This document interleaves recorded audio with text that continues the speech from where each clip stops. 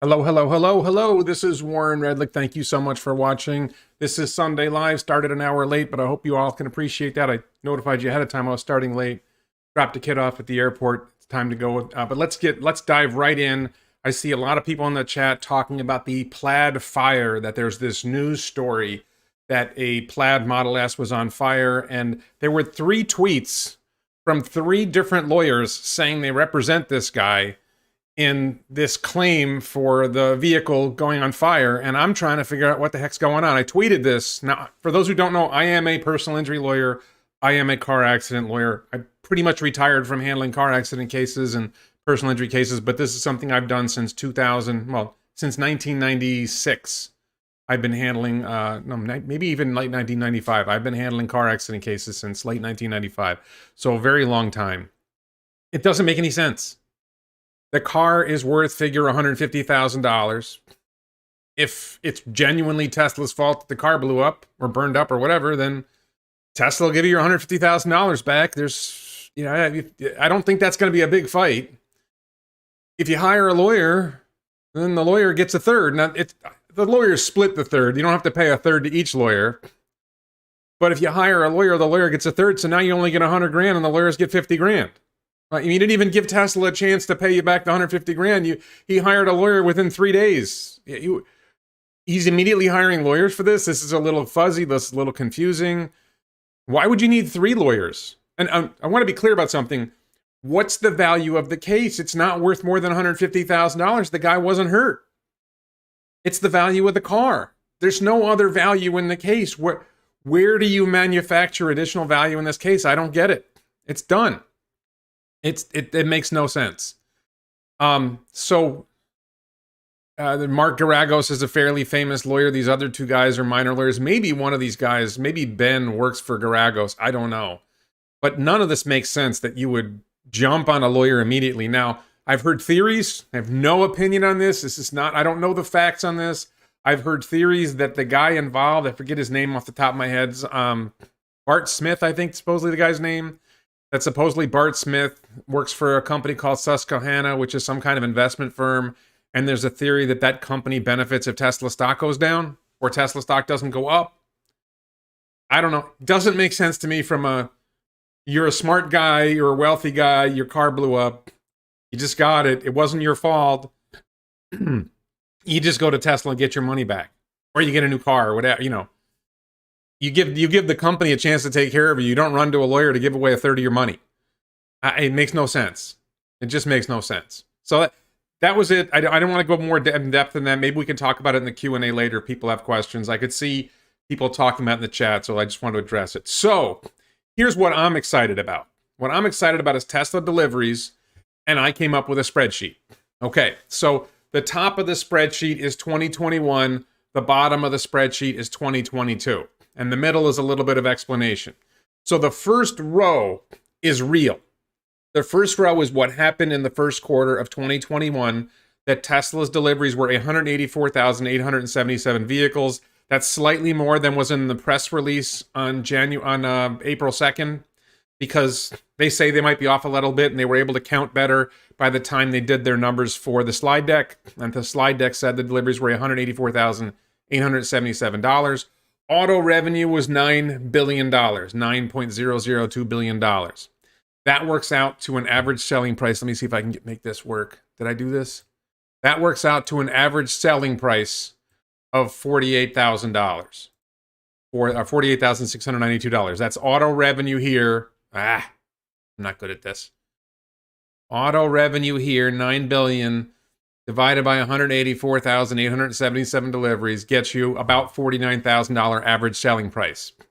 Quarter 1 was almost all Model 3 and Model S. There were a few, I think, Model S's or Model X's that had been left in inventory from Q4 that still sold, but it was almost entirely Model 3s and Model Ys. Quarter 2, we currently have a delivery estimate of 201,250 vehicles. It was 206,400 that were produced. But 200, that's a rough number. So 201,000 delivered. Now these are my estimates, average selling price and auto revenue here. Let me put this away. So my theory, for lack of a better term, is that average selling price is going to be higher. And I think I did a calculation here because there were about 1,800 or 1,900 Model S's. They're plaid Model S's, I think all of them that were delivered. That's an average selling price of like $140,000. So that increases the average selling price of the vehicles sold by a little. It's a small chunk of the total vehicles, right? But it increases it a little. And I think we've seen price increases due to all kinds of reasons. Tesla has raised prices a little bit. So I ballparked it. I think I actually calculated the number 50,845. I don't remember how I calculated it. But it's a ballpark of $51,000 average selling price. It's up, combination of plaid Model S increasing average selling price and some prices increases that we've seen. And that jumps auto revenue for, screwing things up. That bumps auto revenue up over $10 billion for the quarter. I believe this would be the first time that Tesla's automotive revenue, I'm not including other revenue, that's the first time that automotive revenue would exceed $10 billion for a quarter. Big news. All right, moving ahead, these are projections now. These are total, I mean, I have reasons for these numbers, but I'm predicting 236,000 vehicles delivered in Q3 and 280,000 in Q4. Let's talk about Q3. We had 201,000 deliveries. We had 206,000 produced. There's about 5,000 vehicles remaining in inventory for Q2 that are held over that are going to be delivered in Q3. Ballpark, what we're seeing is a roughly 10% increase in Model 3 and Model Y from Q1 to Q2. I think we're going to see that again. So that's an extra roughly 20,000 vehicles. So you go from 201 to 221. Model S and Model X is going to increase a lot more than that. It's going to go from less than 2,000.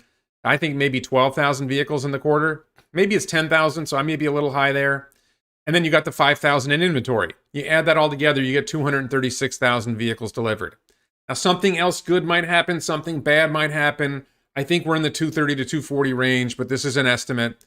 I think the ASP, the average selling price, is going to go up more because it's going to be a much larger share of Model S and Model X in Q3, which is going to, their average selling price is probably over $100,000. You're going to see some long-range Model S's bringing down the average selling price of S and X, but you're also going to see some X's maybe delivered in the third quarter, which is going to help different numbers. A lot of things come together. Maybe a lot of S's and X's get FSD. I'm not sure about that. So I think we're going to see that bringing up average selling price, and I think we're going to continue to see increases in prices because cost of materials, a lot of things are going up in price. That affects profit, by the way. The cost of goods sold is also going to go up. So this doesn't necessarily mean big numbers, but in terms of profit. But in terms of revenue, we're talking, I'm saying average selling price of $52,500, and we see Q3 auto revenue. Again, this is auto revenue, not total revenue. Q3 auto revenue jumps over $12 billion. And that's, I don't think this is crazy. I don't think it's crazy to see the sales go up this much. And this is assuming there's no Berlin or Texas deliveries in Q3. The Q4 numbers are going to be juiced by, and you can see here, sorry, I calculated my Q3 number, 10% increase in Model 3, Model Y, a 10,000 vehicle increase in Model S and Model X. I think that's optimistic. I think that's the weak point. If we're going to have a weak point in these numbers, I think my 10,000 increase, which would mean 12,000 roughly vehicles delivered in Q3 of Model S and Model X, that might be a bit optimistic. Maybe it's 5 to 8 is more likely. And then there were 5,000 in inventory. Those are going to be sold. And when you watch deliveries, when you watch a graph of Tesla's vehicle sale, production, and deliveries, they run together, and sometimes production's higher and sometimes deliveries is higher. This last quarter, deliveries were lower than production, so next quarter delivery should be higher than production. I could be wrong, but I think that's about right. So you end up with 236,000 based on this calculation. Now you go to Q4. I think Fremont and Shanghai continue incremental growth. That's a roughly 10% increase in production from Fremont and Shanghai. And that gets you to 260,000. You add 24,000 to 236,000. You get 260,000. I'm right on that. And then Berlin and Austin begin to contribute. And you get another 20,000 from Berlin and Austin. 10,000 each, something like these. Again, these are guesses. I think these numbers are a little bit optimistic, but you add those numbers together, you get 902,000 vehicles delivered in Q4. And then you get a total, you get 280,000 delivered in Q4, and you get 902,000 vehicles, just over 900,000 delivered in 2021. I think I'm being I think this is a little bit optimistic, and 860, somewhere between 860 and 900 is probably a little more likely, but I think this is possible. And you can see my average selling prices. Average selling price in Q4 goes up to 54,000. The share of Model S and X go up. The Berlin, and this is a theory now. One of my theories is that the Berlin and Texas Model Ys will be high-end vehicles at first. Those are going to be the most expensive Model Ys sold. So that's going to bump up the average selling prices. You're going to have an extra 20,000 Model Ys coming out that are $70,000 vehicles because they're so awesome. Again, overly optimistic maybe, but that would push quarterly revenue, auto revenue, over 15 billion. That's a pretty good number. Again, take my numbers with a grain of salt. And for the year, you get a total automotive revenue of $46 billion. You get an average selling price for the year as a whole of $52,000. That's a good ballpark number. This is where I think Tesla is going in 2021. We're going to come down and look at 2022 in a minute, but I just want to be clear about that. And just to be clear, sorry, let me pump that back up. This $46.7 billion in revenue for 2021 is auto revenue only. You're probably going to add another $6 billion in other revenue. It's about 15% of revenue comes from other stuff. Or I should say, other revenue is about 15% of auto revenue. So maybe you're at 53 billion total for the year, which is up from about 31 billion in 2020. Pretty good growth. Next year is going to be the big one. Next year is going to be the big jump. 2021 is the big jump. So what happens is in 2021, Giga Berlin and Giga Texas start pumping out vehicles. They start adding, and you can see, all right, they start ramping in Q1, and they add, and you know, Shanghai still has a little bit of growth left in it. There may be still a little bit of growth in Fremont, but really the bulk of this is going to be that Shanghai Giga and Berlin Giga start ramping. So if they pump out 80,000 vehicles between the two of them in Q1, that'd be 320,000 for the year. That's way less than what those factories are ultimately going to be capable of. And it's really, when you get out, I'm just adding 100,000 a quarter. This is a total hack estimate. I'm not saying this is an intelligent, thoughtful estimate. 350, 450, 550, 650. The average is 500 for the quarters, and you get 2 million vehicles in 2022. There's a background for why I think they hit 2 million vehicles in 2022. If you follow this channel, you know where I'm coming from. At Q1 investor call, Drew Baglino said that Tesla expected to get more than double the battery cells in kilowatt hours, gigawatt hours, whatever, from suppliers than they're going to get in 2021. More than double. And that doesn't include the 4680 cells that Tesla is going to produce. So if Tesla is going to produce 900,000 vehicles or even 860,000 vehicles in 2021, and you double that, you're at about 1.8 million vehicles in 2022. And then you go more than double, and then you add 4680 cell production. It's really hard not to get to 2 million vehicles in 2022 if you're using the batteries. Some of the batteries are going to go to something else. The CATL lithium iron phosphate batteries may be significantly increased megapack, which is its own boost to Tesla's numbers, by the way. That megapack is a high-priced item. That's a big revenue source if they do increase megapack.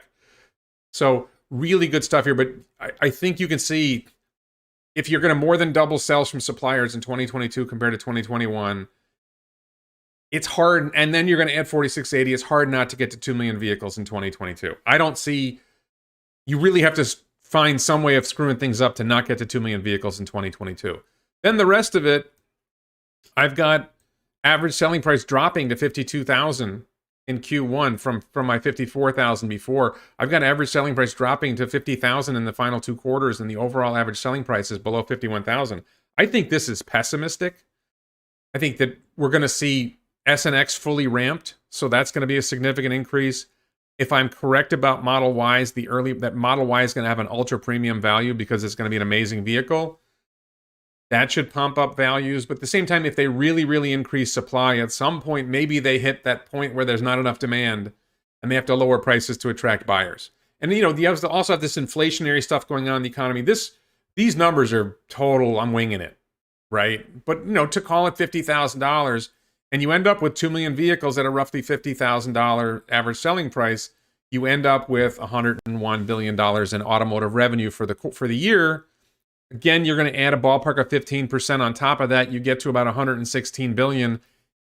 And then you say, what if they nail us? What if FSD at some point, right? We're here now. We're just starting Q3. Somewhere in the next 6 quarters, what if FSD actually delivers? And what does that do to revenue? How much does that increase the take rate? What happens with subscriptions for FSD, and what does that do? If they actually deliver a working FSD, and this is not even robotaxi, this is assuming there's no robotaxi revenue in 2022. If any of that stuff comes in, you're way over 120 billion in revenue, which means you've more than 4x'd in 2 years. If this is the case, this is the, when you hear the Gary Blacks of the world, when you hear the Wall Streeters talking about Tesla's, growth story, they mostly don't see it. Gene Munster of Loop Ventures, I should have gotten that tweet. Gene Munster of Loop Ventures was talking about how Tesla's really starting to enter that part of the curve where the curve is really starting to go up. And I think very few people on Wall Street see how big this curve is going to go up. So 2 million in 2022 only makes sense. I don't see how this doesn't happen. I mean, it could be 1.9 million, it could be 1.8 million, but I think these numbers are pretty reasonable. We are seeing spectacular growth for Tesla. And there's this question that I'm going to take this off the screen for a second. There's this question that I think you've got to ask. And I don't know how you get the answer to it. Really quick, I want to thank the Vasa Law Firm in Sweden and all my Patreon support. Darn it. Thank the Vasa Law Firm in Sweden and all my Patreon supporters for helping this channel grow. Your support makes it easier for me to make all kinds of videos and not just focus on the videos that get the most revenue. Videos that I think are more important, deeper, or whatever. So that's what I'm trying to do here. So I think that explains that. We'll talk about some other stuff. We'll talk about other stuff related to the Q&A. I just want to finish up a little bit of Tesla news. Elon was asked, speaking about FSD, someone tweeted something about FSD beta. I think somebody said they were naming their car 2 weeks because Elon keeps saying 2 weeks. And Elon said in a tweet yesterday, FSD 9 beta is shipping soon, I swear. Talks about it's hard. And I love this quote, nothing has more degrees of freedom than reality. That's kind of like a math, physics thing. I think I get it. I hope you get it. But generalized self-driving is a hard problem. It requires solving a large part of real-world AI. Now that they're there, he sees how hard. It's one of the things you don't see how hard things are until you see them. So big news, FSD is shipping soon. Does that mean 2 weeks? Does that mean hopefully next week? We don't know. It's Elon time. Who knows? And other big news for Tesla was Cybertruck. Elon said that Friday, he said that Cybertruck is almost going to be exactly what it's looked like and what we've seen. There's a lot of question out there. Is it going to have side mirrors? We don't know. But this was big news right here. We're adding rear wheel steering so it can do tight turns and maneuver with high agility. So rear wheel steering, that adds some complexity. I have this image that they were all ready to go on producing Cybertruck, and then Elon said, hey, what if we did rear wheel steering? And what if we did rear wheel steering? And all the engineers were like, oh no, and it's going to take 2 weeks to get that done. So maybe they're serious, maybe it's happening. I'm not sure what the decision-making theory was on adding rear wheel steering. It doesn't seem necessary to me. Seems cool, like a cool feature, but I'd be more interested in keeping the cost down rather than adding rear wheel steering. The demand is so high, maybe keeping costs down doesn't matter. All right, so that was the Tesla news. Let's move on. I want to take on my Patreon Q&A. So if you follow this channel, let me just really quickly put this up. Again, if you support this channel on Patreon, one of the benefits of supporting the channel on Patreon is I ask my Patreon supporters, and my YouTube channel supporters, by the way, but mostly Patreon supporters do this. I post, hey, live stream's coming up on Sunday. What questions do you want me to answer? And I answer some Patreon questions first before we move on to the rest of it. So, Gabe asked, in a recap of what we know about the Tesla Compact so far, bullish and bearish estimates on when production will start and where. We know nothing about the Tesla Compact. We know nothing. We have only speculation. We have only guesses. It is my view that Tesla Compact will be produced in Shanghai, Texas, and Berlin, and maybe one other factory. I'm leaning towards Osaka, Japan, which is the home of Panasonic.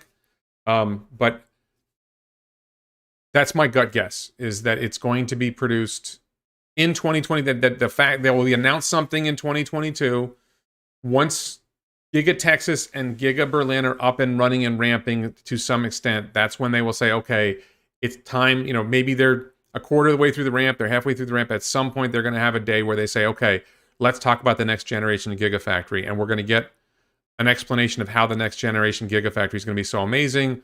What's going to be so amazing about the Tesla Compact? It's really more about the factory than it is about the vehicle. It's very hard for us to grasp it because we're vehicle focused. But what really matters is, can they nail the manufacturing? Can they get it so inexpensive to manufacture that so able to manufacture in high volumes and able to manufacture at low costs, so they can deliver really high volume of electric vehicles to a large number of people to really get in the business of replacing internal combustion engine vehicles and saving the world.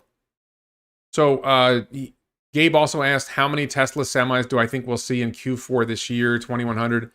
I'm pretty sure we're going to see at least 15. I think 100 would be optimistic. Possible. It's possible it's going to be 100 or more, but I definitely think we're going to see, I guess I'd ballpark it at 50. I really don't know. I mean, I know they've started to some degree manufacturing. I don't think they've really said where they're going to manufacture semi yet. Maybe we're going to hear more on the Q2 call later this month. My guess is we don't hear anything until the Q3 call. That's just a guess. David says, when I look at the castings being produced from the new Giga casting machine in Austin, they don't look complete. Can you go over the possibility they're having flow problems with the new Giga casting machine, and the possibility the reason they have done so many test batches is because of reliability issues? I haven't heard anything indicating that there's any problems with the Giga casting being done wherever. It seems to me that everything's fine. Is it possible that reliability issues in both the castings and 4680 batteries could impede the start of production in Austin? So I would say anything's possible, right? And of course, it's possible that something will go wrong. I don't think it's likely that. I don't think there's any serious problem with the castings. I mean, the castings, it seems to me, is a pretty straightforward technology that they've really nailed with the Model Y rear casting. They got to do the front casting. Front casting shouldn't be that much bigger of a challenge than the rear casting. I think the Cybertruck casting is a bigger challenge because it's larger. And it uses a larger gigapress. So I think the casting should not be an issue. 4680 batteries, my theory is that the 4680 batteries will slow production if they're not up to snuff, but I think they're already pretty good. I think they're making really good progress on 4680 cells at Cato Road, and they will be able to translate what they do at Cato Road in Fremont to Austin and Berlin. I don't think that's going to be a huge problem. I think they got a really good handle on it. Omar Kazi, Holmar's catalog, his theory is that they are building a backup line or parallel line that will use 2170 cells for Model Y. I don't agree with him. He's closer to Elon than I am. He's got more inside contacts with Tesla than I do. So if he thinks that you're choosing who to believe between me and Omar, I'd probably believe Omar if I was you.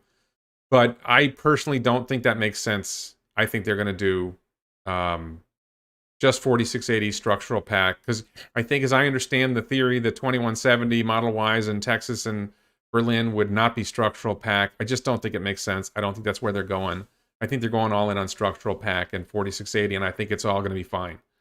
But there are theories about it. I'm not sure what the right theory is. Not Financial Advice says Volkswagen's debt is triple that of Puerto Rico's. Ford is double. GM is getting close to double, and Honda's about equal. How do those massive debts play into the competition is coming? Great question. I do talk about this a lot, especially on Twitter. I believe that the major auto companies are destined to go bankrupt. There's no way they're going to be able to pay off their debts. They're very, very high in debt. Tesla is going to keep eating into their sales. They're going to produce and deliver 2 million vehicles in 2022. I think they go to 5 million in 2023. At 2 million, they start to cut into market share significantly for these companies. At 5 million, they're really, really taking a lot of vehicle sales away from a lot of these other car companies. And that's like, not if Robotaxi Network comes in and starts cutting into sales even more. If people start choosing to ride in Robotaxis rather than buy vehicles, I think that doesn't really start until after 2024. But if it could happen. But the future's really starting to become apparent when Tesla sells 5 million vehicles in 2023. Tesla sells 5 million vehicles. That's when it really starts to become transparent that it's over for the OEMs, for the existing car companies. And my gut hunch is that they will fail. That they will go to their governments, that their unions will go to the governments, that the dealers will go to the governments of the different countries that they're based in, and the governments will bail them out. They will bail them out of their debt. Governments have been printing money like crazy for so long now, they're just going to bail them out of their debt. There will be consequences for those bailouts, and those consequences, like, if it's Joe Biden, he will make sure that the unions get more protection, which will make it harder for General Motors and Ford to make vehicles in a competitive manner because they're going to be even more hamstrung by the unions. The dealers will use their influence with members of Congress to push to make sure dealerships are protected, which makes it harder for them to compete with Tesla, which is not hamstrung by the dealership model. I just think that they will get bailed out and they will fail again. The debt is what causes them to fail this time, and their total bureaucratic behavior and all the demands on all the stakeholders and everything else that's going at them. They will fail, they will get bailed out, and they will fail again. I'm not sure who exactly is going to get screwed, but they're going to get that's what I see happening. So let me go to the other Patreon question, which was here. This is a long one. Let me see if I can even read this. It's about Tesla repair services. Some people think it's a weak point. I don't think Tesla repair service is a weak point. I think 90% of problems are resolved over-the-air updates. They're resolved with mobile service. Look, anybody who goes to any dealership for any kind of repairs, sometimes it's a pain in the butt. Honestly, getting my oil changed on my Volkswagen Passat takes 3 hours when it would take 30 minutes at Jiffy Lube. I don't understand why it takes so long. Crazy. So this is from Damien. Damien says they're saying they could do safety checks, whatever. I'm not sure. The tech can explain just how much it costs per mile to charge a supercharger. I think he feels like there's some value in having a tech explaining things to Tesla owners, and I don't think that's necessary. I think Tesla owners get it. I don't. Are we saying you could station some? I think there are a lot of Tesla's increasing service areas. I don't think they need to be at supercharger stations. Maybe that's possible. I think Damien is saying that you could use Cybertruck and Cybertrailer to have parts and stuff available at supercharger stations. I don't think this is I don't know the answer to this question. I don't think this is a really, I don't have, I mean, Damien, your question was way over the top, way too complicated for me to answer. I think there's a lot here. I think the supercharger problem is simply build more superchargers. The service problem is build more service stations, service facilities, and hire more people to do the service. And make better cars that don't need service. I think Jerome Guillen, was it Jerome? I think Jerome Guillen, before he left, said the best service is no service. Make it so that you don't need service. Yeah, Mark Plott said it before I said it. The best service, the best repair is no repair. The best service is no service. I don't think this is going to be a problem. So, all right, so that's the Patreon questions. Let's go on to boring news. I'm personally really excited about Boring Company. I'm wearing my Boring Brain t-shirt. Very excited about Boring Company. So let's talk about what's the big news with Boring Company.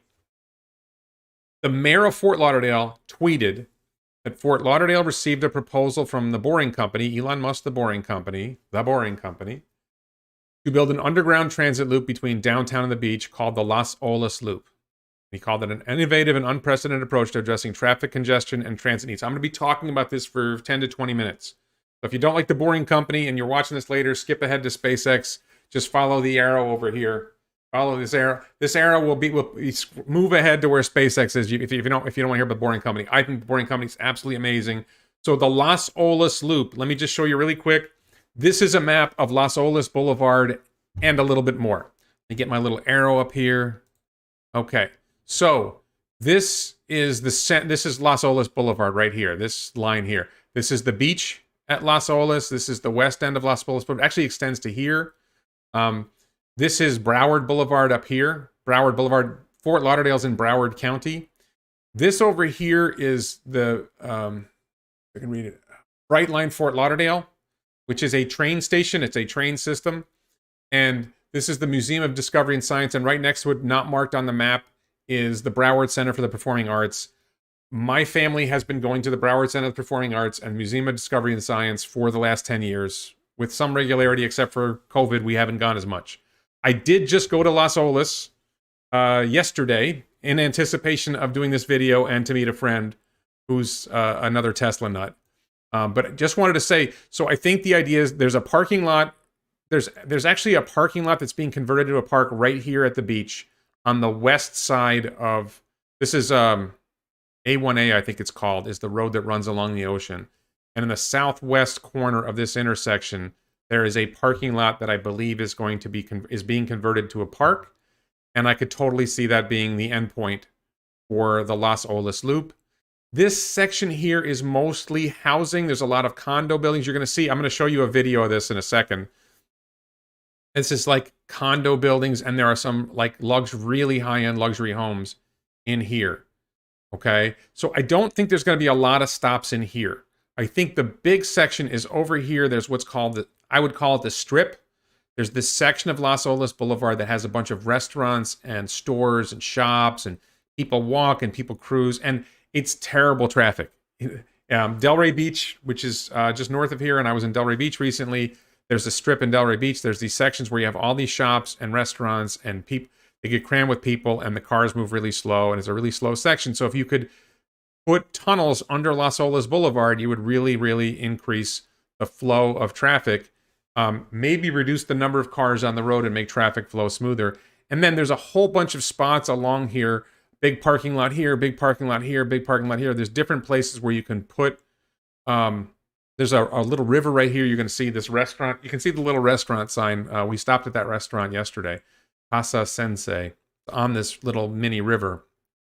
So I think maybe it's just east of that, there's a big little park area, whatever. So there's a bunch of spots where you could see putting stations. And then when you get to the west end of Las Olas Boulevard, there are some corporate office buildings over here. City Hall is up near the Brightline station. You can imagine connecting to the Brightline station.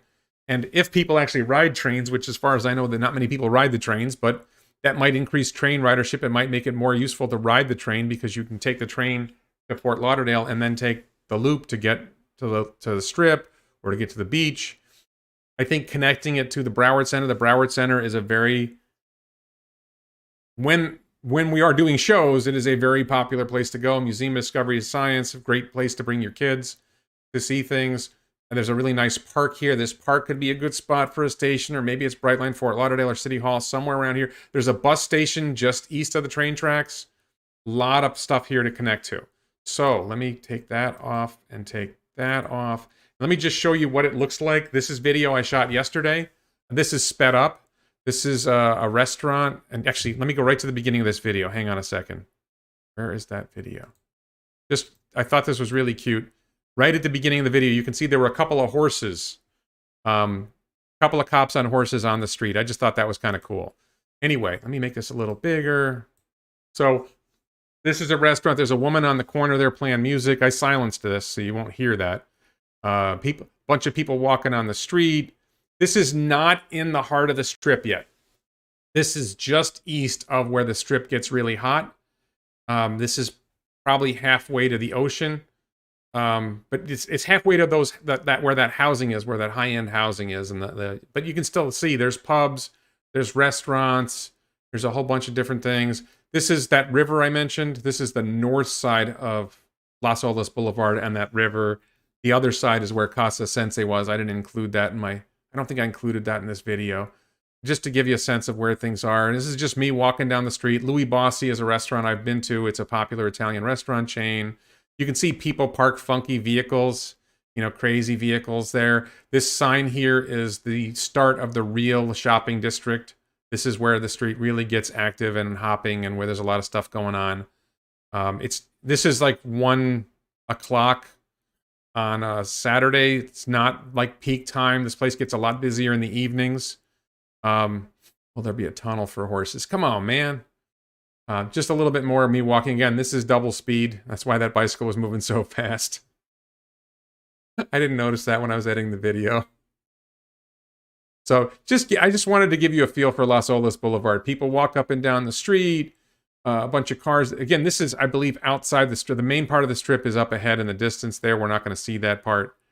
I probably should have shot more video. I had a limited amount of time. This is walking back towards the river is up in the... You can see the vehicles rising up and down over a bridge. That's where that river is. Just to give you a feel for the street. Here's a parking lot. You could put a station there. This is driving on the Los Olas Boulevard. I set my car up. I have my car has a holder and I can run the video. So this is just to give you... This is from coming from out of where the fancy houses and condos are, coming back into the town. And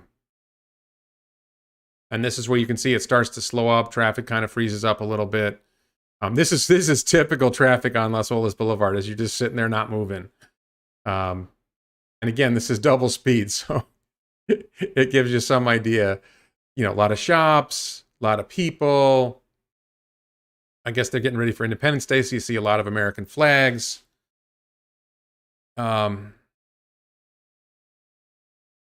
trying to remember. So yeah, this is where in the heart of it. Now this is going the other way, I believe. This is going out towards the condo buildings. So you can see some condo buildings on the left. This is where you saw sort of like islands. Yeah, and you can see like a big body of water there on the right. I think there's a body of water there on the right. There's like these canals separating all these things so people can put their boats on the water and get out to the ocean. From Los Olas Boulevard. So this is the east end heading toward the ocean. We don't get all the way to the ocean because I think you're going to see the I don't know if I kept the video going. The drawbridge was up. So we turned around. We didn't go all the way to the beach. So it's another corporate office building. Are we coming back into town? Wait, I'm not sure. Maybe we're coming back into town. I think we're coming back into town in this video. Anyway, so maybe I ran the same clip twice. I don't even know what I did there. So to give you another key detail about the Los Olas Loop. Let me pump this.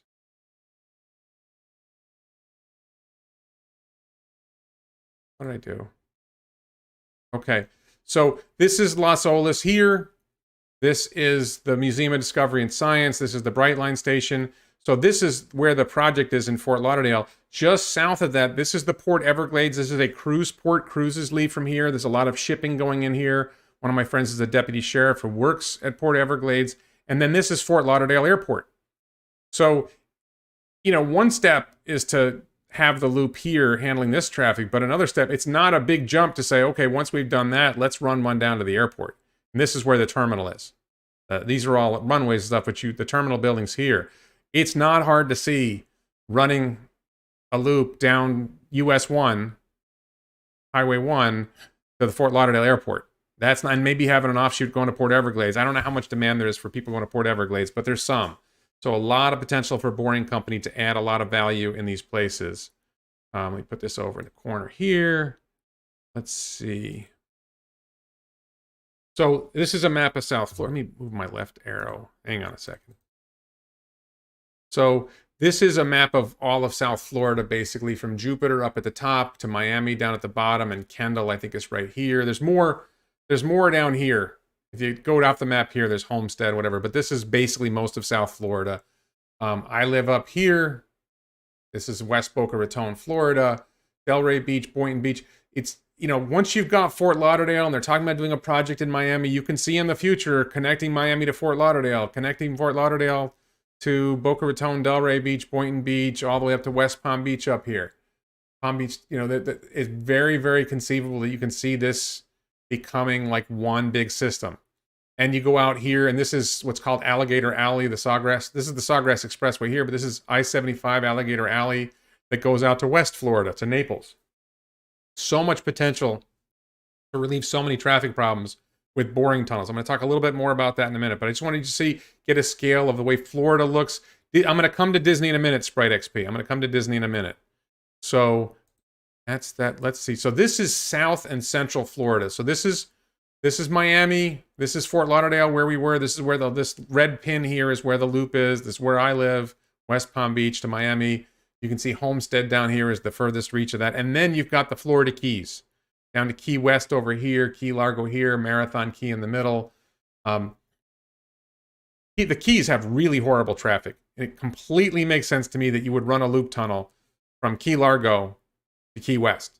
One tunnel each way makes complete, absolute sense, would relieve absolutely horrendous traffic in the Florida Keys. Absolutely horrendous traffic. A lot of drunk driving problems because there's a lot of people drinking. All kinds of reasons why you would you'd want to do that. So a lot of potential there. Fort Myers, Sarasota, Naples. I don't think these areas are that big of a deal. Orlando is where Disney is. You see Kissimmee. Disney World is like right about here. And Tampa. Once you get up to West Palm Beach, then, you know, hey, maybe we run a line to Orlando and maybe we run over to Tampa. And these places have horrible traffic. And you build a system in Orlando. You build a system in Tampa. This is the future. Well, Sprite XP says Orlando is not close by. From West Palm Beach, on a Boring Company tunnel, you know, it's a 3-hour drive for me to go from Boca Raton to Disney World. Roughly 3-hour drive. Once you're in West Palm Beach, and if you have a straight pipe, right? If you have a straight tunnel going to Orlando, you know, it's like Disney World, it's probably potentially an hour drive, maybe even less than an hour drive. You could probably make that work.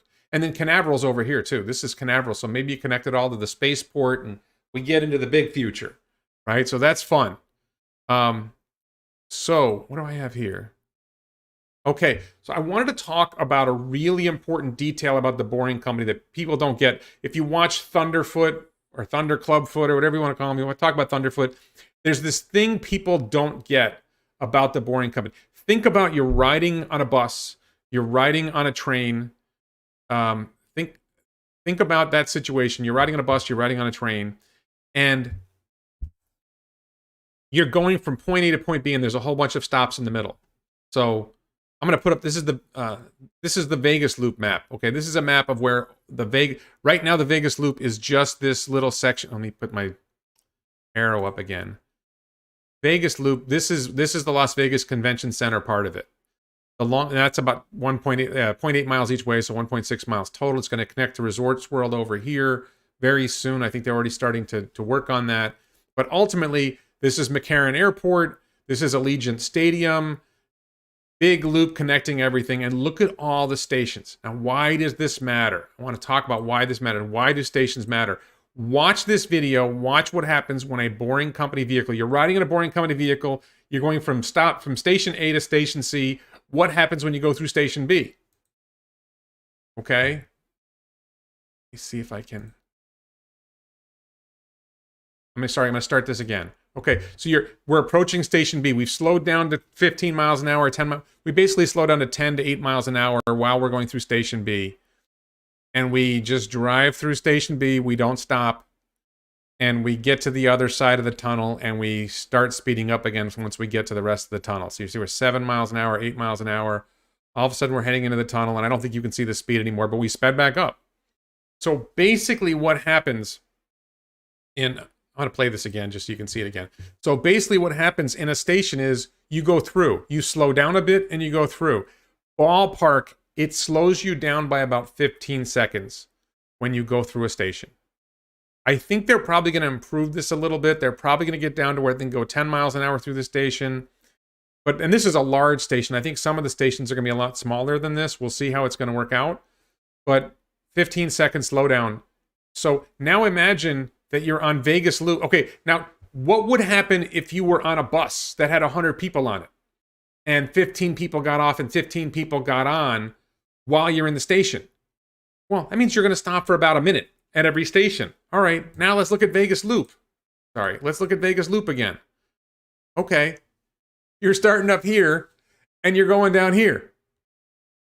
1 minute, stop. You know, every time there's a stop, maybe there's 10, 15 stops on the way. There's an extra 15 minutes on your trip because every time you go through a station, it has to stop so it can let somebody out or let somebody on. That is the big difference. That is the magic of the Boring Company tunnel system, is because you're in a vehicle, maybe you're in a shared ride and there's going to be one or two other people getting on or off as you're driving. But most of the time, as I see how this is going to work, you get in a vehicle, it takes you from where you started to where you're going with no stops. No stops. This is why I think, by the way, the future is actually single passenger robo-taxis in the tunnels, something I'm working on. If it's single passenger vehicles, then they take up half the lane width, so the tunnels can handle twice as many vehicles side to side. And maybe they're shorter and they can handle more vehicles front to back. And maybe the stations are easier because the vehicles take up less space. But at least in the short run, I think what we're looking at is you're going to have either zero or very few stops on the way from where you get on the loop to where you get off the loop. And that's why the loop is so much faster. That's why it's so much better than Thunderfoot's bendy bus. That's why it's so much better than other kinds of transits. If you have to stop 15 times, 20 times on the way from one place to another, if you've ridden the New York City subway, if you've ridden the California BART, if you've ridden any kind of municipal bus, they stop a lot. And every stop is another minute, or maybe a minute 20, or maybe 45 seconds, or whatever. But say every stop averages a minute, you just added 20 minutes to your trip. What should be a 5-minute trip becomes a 25-minute trip. It's crazy. It's absolutely crazy. Oh, happy 4th of July, everyone. So that is the big deal. I just want to put this up here about the Vegas Loop, just so people get a sense of what the Vegas Loop is about. Vegas Loop will include the Las Vegas Convention Center Loop and any future service extensions, including casinos along the Strip, McCarran International Airport, Allegiant Stadium, downtown Vegas, and eventually to Los Angeles. I love that. I love that they're really thinking ahead. Just like I think it's going to go from West Palm Beach to Orlando, they see Vegas to Los Angeles coming too. Really, really huge. When you add all those, so that's coming. I mean, this is the plan. This is already a plan. Now imagine this plan for Fort Lauderdale. Imagine this plan for Miami. Imagine this plan for Austin, Texas. Imagine this plan for your town, where you live. And how much better it makes traffic. And every vehicle you take off the surface makes the roads up above have less traffic and makes that better. And every ride that takes place underground instead of above ground is less noise pollution.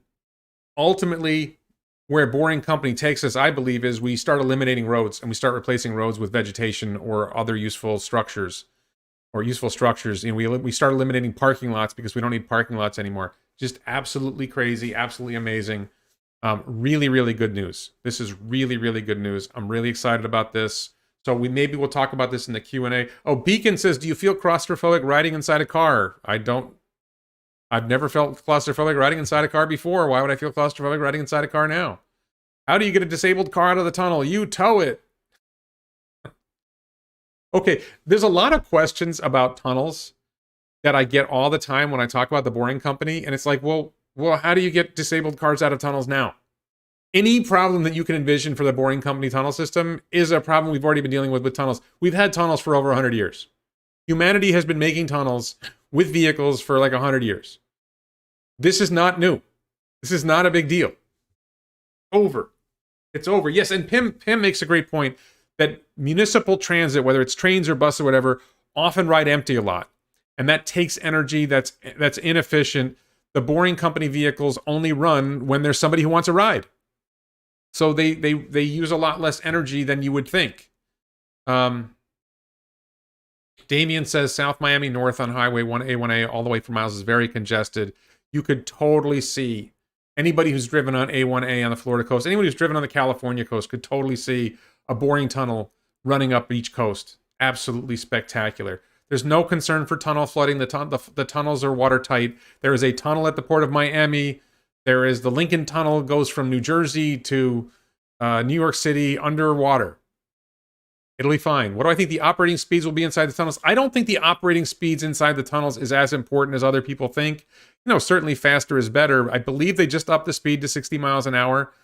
But really, look, if you're going 5 miles and you're going 30 miles an hour, it's 10 minutes. The average 10 minutes. If you average 60 miles an hour, it's 5 minutes. It's nice to go get there in 5 minutes instead of 10 minutes, but it's a lot better than 30. Like the big jump is if you can eliminate those station stops on the bus or the train, you took a 45-minute ride down to a 10-minute ride. That's the big jump. Going from the next 10 minutes down to 5 minutes is great, but that's not nearly as important to me as getting rid of all those stops and making it just that much better. Thunderqueef. So, all right, let me move on. So that was the boring news, and we'll talk more we'll do a chat Q&A in a minute. I think I've covered everything I wanted to cover here. So we're moving on to SpaceX. Great SpaceX news. Start with this. This is a tweet First, it was Chris B at NSF, who I follow, talking about more Raptor engines arriving at Starbase. And this one had a name. Thomas Berghardt says this is a non-gimbaling, non-throttling, higher thrust version of Raptor for Super Heavy. And Elon says, wait a minute, it's fixed angle. It doesn't gimbal. I'll explain what that means in a minute, but it can throttle. So when you look at Super Heavy, let me take this off the screen. If you look at the bottom of Super Heavy, I don't know. If this is the bottom of Super Heavy, there's a bunch of engines in here. There's an inner group of engines and there's an outer ring of engines. The inner group of engines can gimbal, which means they can move back and forth. The outer ring of engines is fixed. They just shoot straight down. The gimbaling engines help you turn. They help you change the direction of the rocket. The ones that point straight pretty much just go straight ahead.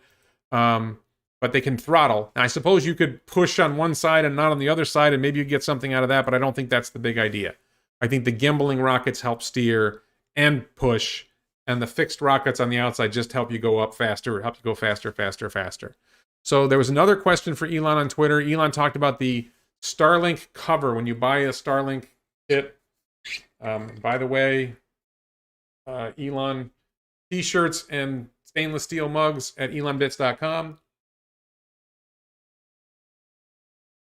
So somebody asked Elon, Hide Yo Memes, Rec News, asked Elon about whether SpaceX could use Starlink to change orbit and somehow use Starlink to collect space debris. Or maybe it's just using SpaceX to collect space debris. And Elon said, we can fly Starship around space and chomp up debris with the moving fairing door. I think he's serious. I don't know how hard this is. I don't know if there's a genuine plan to do it. It sounds like it's something they've thought about doing. I don't think they have a plan to do it yet. I think the Kessler syndrome, Kessler syndrome is the fear that there will be collisions between satellites in space and it will cause a lot of particles to be floating around that will make it more dangerous to fly in space. So something people really have trouble grasping is space is really, really, really big. Okay, so there's, I don't know, let's say there's 10,000 satellites in orbit around the Earth. So the Earth is really big. The space up there is bigger, slightly. If you took a shell around the Earth, it would be bigger because the diameter is slightly larger and the radius is slightly larger, and so the surface area is slightly larger. But if you took 10,000 vehicles and had them drive 60 miles over, you made the Earth's surface completely land, no water, and you took 10,000 vehicles and you had them drive around the surface of the Earth, they would never see each other because the Earth is that big. So for space, you have the same thing, but in addition to that, you have levels, right? You have infinite levels of space because you can be 300 kilometers above the Earth's surface, 310 kilometers, 350 kilometers, and so on. There's many different orbits. So it's very, very, very unlikely that two satellites will collide with each other. It can happen. There's a small chance of it, but it's very, very unlikely to happen. With that said, as SpaceX ramps up producing Starlink satellites and Starlink satellites go up into low Earth orbit, they're going to be fairly low orbits, which decay, which means they don't create a long-term Kessler syndrome problem. The Kessler syndrome problem is if it becomes so bad that you can't fly into space because there's too much debris up there. Thank you, Klaus, for upgrading to exclusive content member. Really appreciate that. Chomp it up, not chop it up, chomp it up. The idea is that Starship would chomp up, would like Pac-Man up space debris and then bring it back down to Earth or drop it into low orbit so it would burn up in the Earth's atmosphere. It's a theory. I don't think it's a really big deal. I suppose if there was a problem, they would do it. So that was kind of an interesting story. Now, I think the bigger news is Super Heavy. Elon tweeted this. First he tweeted Super Heavy moves tomorrow, and then he tweeted an image of Super Heavy actually moving, as well as the tower, the launch tower for Super Heavy and Starship being erected, being built. Here is a great shot of Super Heavy. This is Elon's tweet. It's really hard to grasp the scale of how big this thing is, but look at the trucks. There's a pickup truck. I don't think I have my left arrow anymore. Look at the pickup truck on the right side on the road. Look how small those pickup trucks are compared. This thing is absolutely huge. And they're going to put the Starship on top of it. The Starship itself is huge. And you're going to put Starship on top of that. It's amazing how big this is. I got a couple more pictures of Super Heavy to show you. This is a shot from the roadway. You can see at the bottom of the Super Heavy, you can see pickup trucks. I think you can see pickup trucks. They're so small it's hard to see them, but there's pickup trucks there. And then last, Super Heavy was moved from the high bay to the test stand. It is on a test stand. This Super Heavy is, I believe, not going to launch. They are simply going to test it to see how the engines hold up, to see how the tanks hold up, to see how it does. I believe this is BN. I forget which version of Super Heavy this is. I believe they're building another one that is actually going to launch hopefully this month or next month. Small chance to be later in July, more likely my guess early August, that we will see a Super Heavy combination with Starship launch in August. That's a huge erection. Yes, it is. Okay, so that I think is all the SpaceX news I had. I don't have any Neuralink news. I don't have any more boring company news, so we'll just move on to the Q&A. So let's see what questions we have. And again, I want to thank the moderators for watching. Remind people, check out the merch, t-shirts, and I think there's a t-shirt in the top of the chat. I think you can click on the top of the chat. I can't see it, but I think you guys can see a link to the t-shirts on the top of the chat. So, what's the question? If people are driving, accidents will happen. Where are we talking about accidents? Hang on. Okay, so let's talk about boring. I think this is a question about the boring companies. Let's talk about this. So right now, in the boring company tunnel system in Las Vegas, there are human drivers in the cars. I believe they just added 4 more cars to the system. And this is, I don't know how reliable the source was. Supposedly they added 4 more cars in the system. They had 62 cars. They're up to 66, which increases capacity a little bit. And supposedly they increased the speed in the tunnels to 60 miles an hour. Now keep in mind, if you're going to have a lot of stations and you're going to slow up at every station, you're not going to be going 60 miles an hour for very long, right? You know, if it's a quarter mile between stations, then you accelerate to 60 miles an hour and you start slowing down almost as soon as you get to 60 miles an hour. I mean, Tesla's accelerate pretty fast, but so right now they're human drivers. I think they're going to be human drivers for a while. I have a strong feeling that they are using FSD in shadow mode so that FSD is learning to drive in the tunnels. I believe that self-driving in the tunnels is going to be substantially easier than self-driving on roads. A lot fewer objects to track most of the time, much more predictable where things are. If you're coming through the stations, if you remember the way the stations looked, everything's happening on the left, nothing's happening on the right, so you really only have to worry about what's in front of you and what's to your left. You're never reversing. I never saw a vehicle go backwards in the boring company tunnel system. They only pull in and then pull out. They only go forward. So much simpler operating environment. Seems like there's a lot more potential for self-driving to work sooner in the boring company tunnel system than on our regular roads.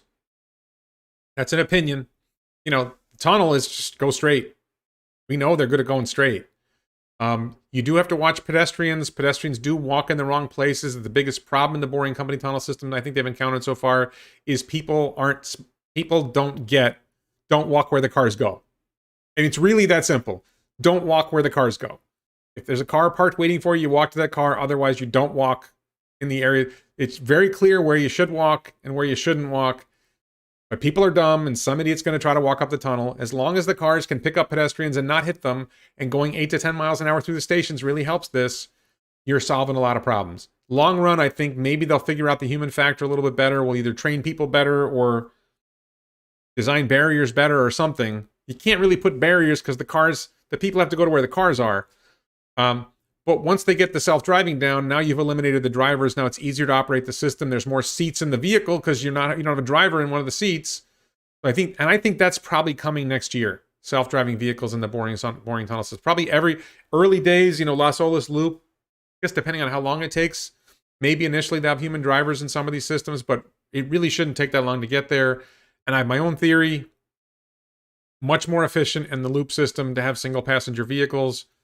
For most traffic. Most traffic is going to be one person going from point A to point B, and you can have Model Ys or Model 3s or whatever, Model Xs for the occasional group that needs more. I don't think that's that big of a deal. I don't think that's a huge challenge. So, sorry, there was a question. Let me look at these questions. In your experience, when there is good non-Tesla news, is there a consistent effect on Tesla? Oh, the other Elon companies you just covered. I think when SpaceX has good news, when SpaceX has a good launch, I think it gives a slight bump to Tesla stock. But honestly, I don't look at short-term stock prices. I never focus on that. It's not something I care about. If you want to think about what has an effect on short-term stock prices, I'm the wrong channel. That's not me. Maybe that's a hyperchange thing. Maybe it's a follow Gary Black thing. I don't know. How much will FSD jump to next, and when will it be fully operational? I'm not sure that they're going to increase the price of FSD right away, or if it's more that we're going to see a subscription model coming soon, and what that's going to cost is going to be interesting. My guess is there's going to be a subscription model, maybe a $99 a month at opening price, and then a $299 a month ongoing price if you decide to keep it. It's a guess. What happens if a passenger pulls the steering wheel inside a tunnel for funsies? Well, if it's self-driving, then the steering wheel won't react. The steering wheel will be dead. It won't have an effect. It will be disconnected when it's a self-driving vehicle. I don't think that the steering wheel... there may not be a steering wheel. I mean, that's where we're really heading. 200 gigawatt hours next year. I didn't do the math on that, Matt. 2 million vehicles. I think the average vehicle is more like 60 or 75. I think the average vehicle might be 75 or 75 kilowatt hours. So I think maybe that's 150 gigawatt hours next year of vehicle batteries. So maybe it's 200 gigawatt hours of total batteries, sure. I don't think we're moving to sodium-based batteries. I haven't seen any sign of that. That steering wheel is no steering wheel, exactly. Do EVs hold up better in storage than gas-powered? I'm not sure what you mean by that, Ermin. I believe that Drew Baglino said that vampire drain, which is the amount that batteries lose while they're sitting still, is very, very low. They really don't. They've really gotten their battery management system down. The batteries do not lose a lot of charge when they're not going anywhere. So they should be fine in storage, but I don't know. I'm not sure what you mean by that question. Let's see. Do I think Model 3 price will drop? And if yes, to what price? So far, it seems like prices are going up. I think because of supply chain issues and because of demand. That, other companies are having trouble making cars. Tesla is basically facing unlimited demand. It's surprising they haven't raised prices more. They're selling every car they can make. Model 3 is sold out through Q3. It's surprising they don't raise prices more. Carl says, why worry about making the Cybertruck do rear-wheel steering when most people don't care? I'd rather pay less and not have the added parts and possible repairs later. Yeah, well, my guess is that they think they've got a really reliable way to do rear-wheel steering that won't fail. I don't think it's hard to make steering that doesn't fail. I haven't heard a lot of problems with rear-wheel steering systems failing. And we've had front-wheel steering systems for a long time. I don't remember ever having a problem with the steering repairs on any car I've ever had. So I don't think it's a repair issue. I do think my goal for Cybertruck would be minimize cost, minimize weight. And my guess is that in the process of engineering the truck, they've realized they can add rear-wheel steering without adding dramatic cost and without adding dramatic weight. That's my guess. I don't know. I mean, me personally, I wasn't thinking about it. I don't think it's that important. I think it's already going to be better than an F-150. But it's definitely an issue with pickup trucks that they're hard to steer in parking lots. And, Elon says it'll give it more stability at highway speed. So those are all important. It probably makes it slightly more efficient on the highway when you're making a lane change, although it's a very rare thing. It's not like a big part of your driving. Will the Cybertruck base model and dual model have the crab walk or just the tri-motor version? As far as I know, Cybertruck is not going to have crab walk. That's a Rivian feature. I have not seen any claim that Cybertruck is going to have crab walk feature. Crab walk is an off-roader trucking feature that people who do off-road trucking care about. I don't. I'm going to drive it off-road, but not like crazy, off-road adventures driving, just to get somewhere. Which of Tesla IPs has the most potential for licensing revenue? I think FSD has the most potential for licensing revenue. Maybe manufacturing, but I think it's really FSD is the big one. Maybe battery management system. Really, FSD. Can Dojo figure out better chemistries for batteries? I don't think so. I think that's a very different problem. I think that really figuring out better chemistries for batteries is really something that's done in the lab. And I think they've really kind of nailed... I would say this, I think battery chemistries are already pretty close to good enough that further gains in battery chemistries are not going to matter a whole lot for our future. It matters for some... I think we're going to find that the battery electric vehicles used in, say, boring tunnels, hyperloops, ultimately those are going to be more efficient than the applications like jet travel and shipping containers. Ultimately, like my fantasy boring tunnel through the Bering Strait is going to make commercial shipping and air travel less valuable, less useful. You're gonna see a shift away from air travel. You're gonna see a shift away from boring from shipping containers, and so the uses that need really high battery energy density are going to be less important. Am I ready for the storm? Good luck. I don't believe the storm is going to hit South Florida. I believe last I saw the storm is potentially threatening the camp near Orlando where my younger child is. And we may have to go rescue our younger child from the camp, but we would have heard that today and we didn't. So I don't think we have to worry about it. And the storm, I believe it's going to be a tropical storm. We're used to, Cat 4, Cat 5 hurricanes here. The tropical storm is like nothing. When AI is fully appreciated by Wall Street, what will Tesla jump to? Nick, great question. I would say it this way. It's not that Wall Street will appreciate AI. It's when AI delivers revenue and profit. So if the FSD goes live, if the robotaxi network goes live, Tesla starts operating its own robotaxi fleet and starts making $300 billion a year in profit on a 10 million vehicle fleet, that's when Wall Street can't ignore it anymore. And when it gets to $50 billion a year and you can see the growth path, that's when Wall Street can't ignore it anymore. That's the moment. Any news from your 4680 sources? I have not heard anything about 4680 other than a while back I heard that the partners were 2 years behind Tesla on 4680 cells, which sounded, there were two different meanings in that. One, Tesla's doing really well in 4680. They're 2 years ahead of everyone. And two, the suppliers have a way to go. Does solar make a profit in 2022? I don't feel like I have a good handle on Tesla's solar business. If you saw my recent video, Solar Roof is kind of a letdown. I think solar panels are doing fine. I think power walls are doing fine. I think the big question is when Megapack really starts becoming profitable, which I think is next year. I think. Is that a grain silo? Yeah, exactly. All right, let's see.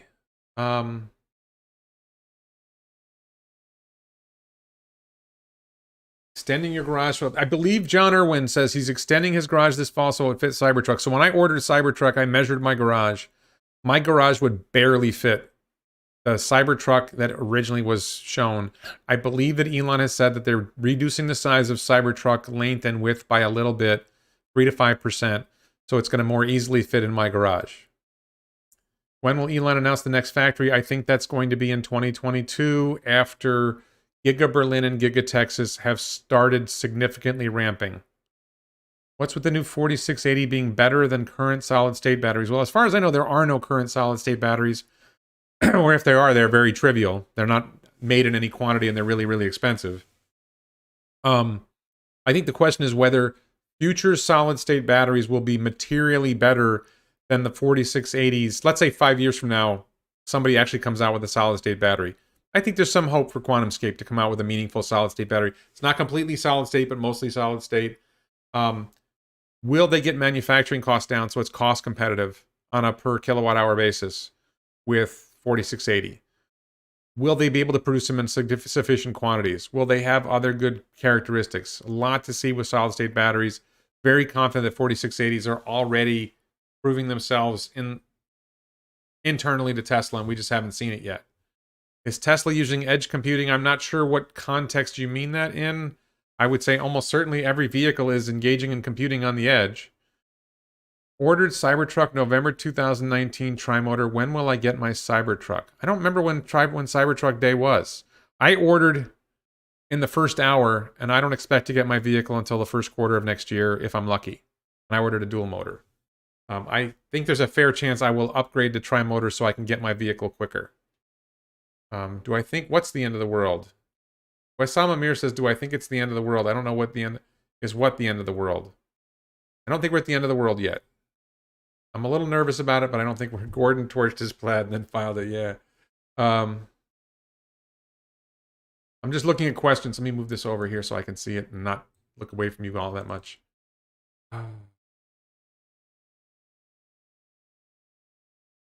see. The best steering is no steering. Lots of articles about delays in Berlin. Is that FUD or legit? I'm pretty confident that's all FUD. The last I heard was that things were moving ahead in Berlin well. So how do I think FSD testing, debugging, updating only within USA affects overseas FSD versions? I think that versions of FSD outside the US will be slower. Absolutely. Do they think they have to test everything again for every other country? No, I think they have to test some things again for every other country. I don't think it's a big deal. The car operating system, would Tesla license the car OS? I think you mean the OS that operates everything inside the car. I think they would. I think the fundamental problem there is that the other car manufacturers don't want Tesla inside.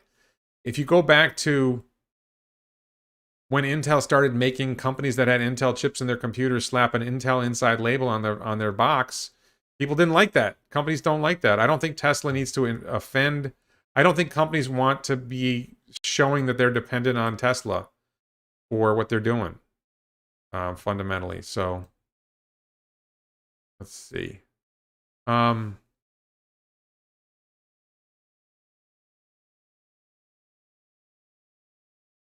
Marty asked for my thoughts on the Flaming Plaid incident. I talked at the very beginning of the video.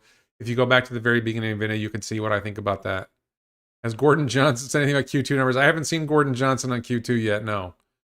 Has anyone received a Cybertruck? Cybertruck will not ship until the end of this year. I think no one was going to get a Cybertruck until early next year.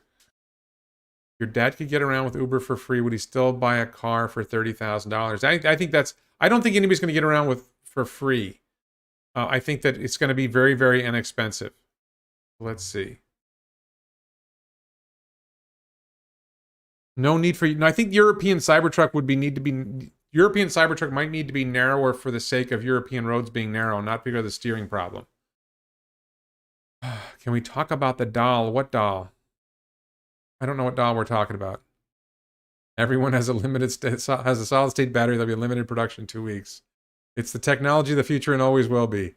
Can we hit $900 a share this year? Sure, we can hit $900. We can hit $1,000 a share. Whether we'll stay at that price, I don't know.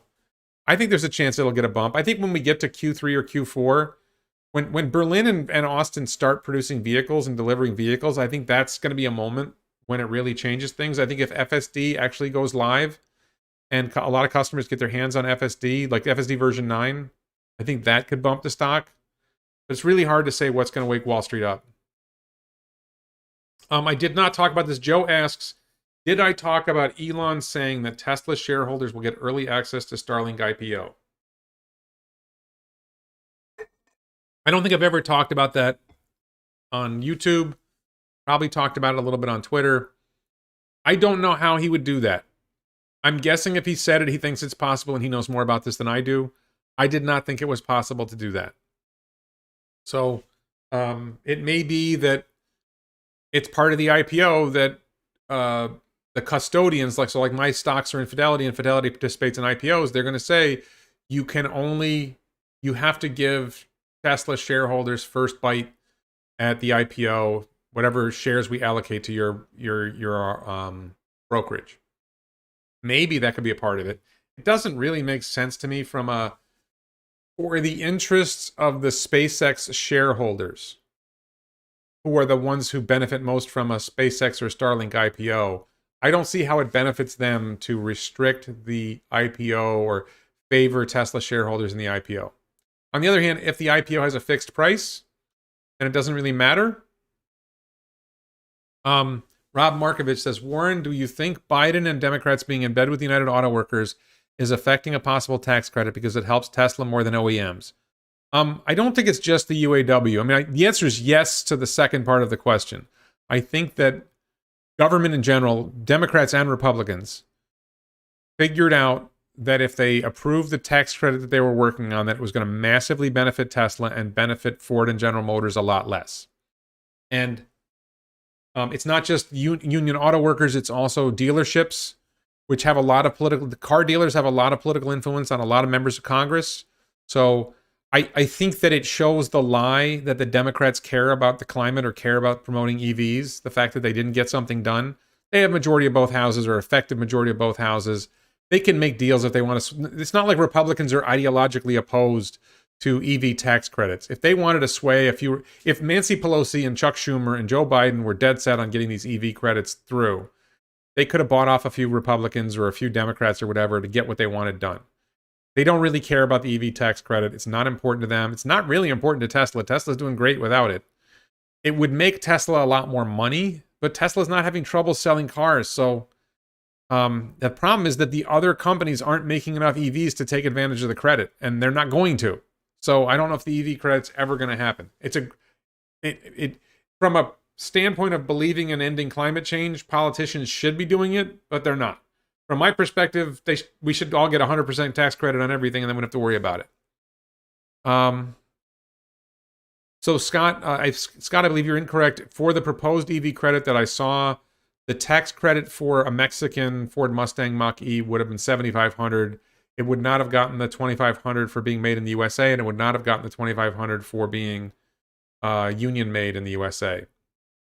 So I don't know about the other tax credit. I thought that the existing tax credit still applies to Ford Mach-E. I think they do get the tax credit for the Mach-E. Why is Biden refusing to mention Tesla in all his speeches about EVs? Seems fishy. I've criticized Biden for that before.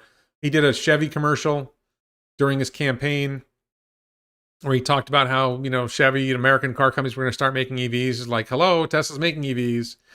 He went and celebrated the Ford F-150 Lightning with Ford. Hello.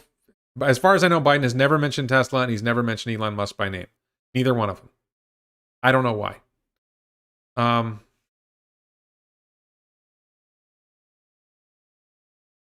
Cybertruck production date, I'm guessing, is going to be end of this year or early. I think first quarter is when Cybertruck really starts rolling out. Maybe there'll be a few vehicles delivered by the end of the year, but more likely it's next quarter.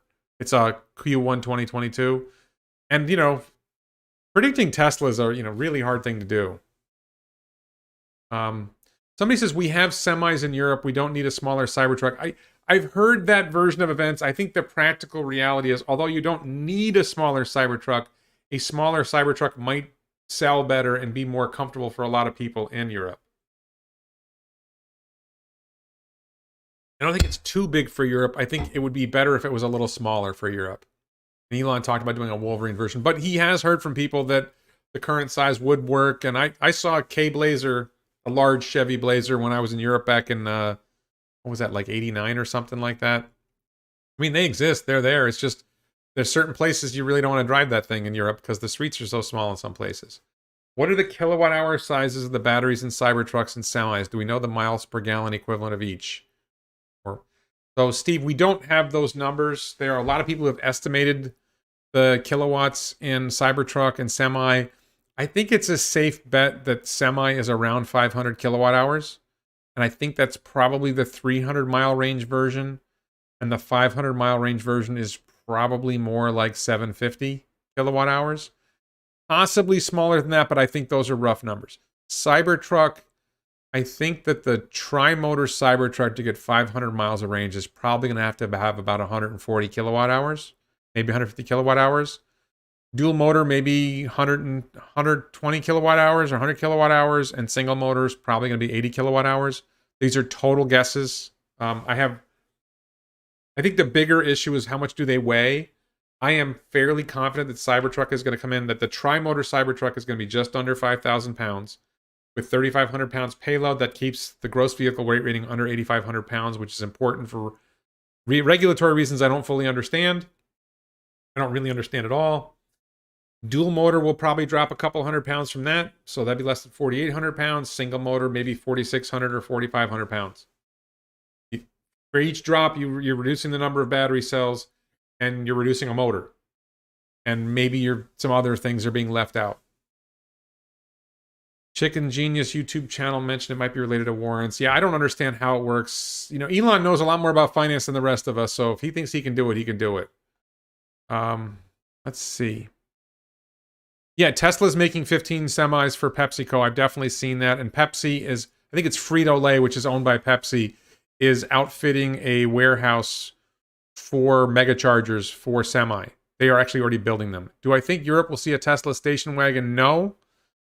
Well, I think the 2023 Tesla Compact could have a station wagon variant. I don't think they will do that, but I suppose it's possible. I don't think otherwise Tesla's going to make a station wagon. I think the Model Y is the equivalent of a station wagon, but better. I don't see who gains from a station wagon over a Model Y. Nancy Pelosi does own Tesla options. I think she will at least protect Tesla from harmful legislation. That doesn't. I think Nancy Pelosi has a lot of investment interest in a lot of different ways. So, let's see.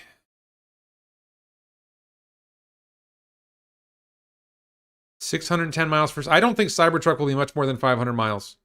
I think barely over 500 miles. I think Elon has moderated his view and has come down on his view of the need for longer range vehicles. Tri-motor will probably be the longest range Tesla because of towing. I don't know how much, this is the question. I don't know if Tesla has data on this. How much long range towing do people expect to do with Cybertruck? If you're going to tow with Cybertruck, but you're only going to tow 50 miles, then the range doesn't matter. If you're going to tow hundreds of miles, then it matters a lot. So what percentage of people who tow more than 100 miles in a shot? I'm going to guess that's fairly low.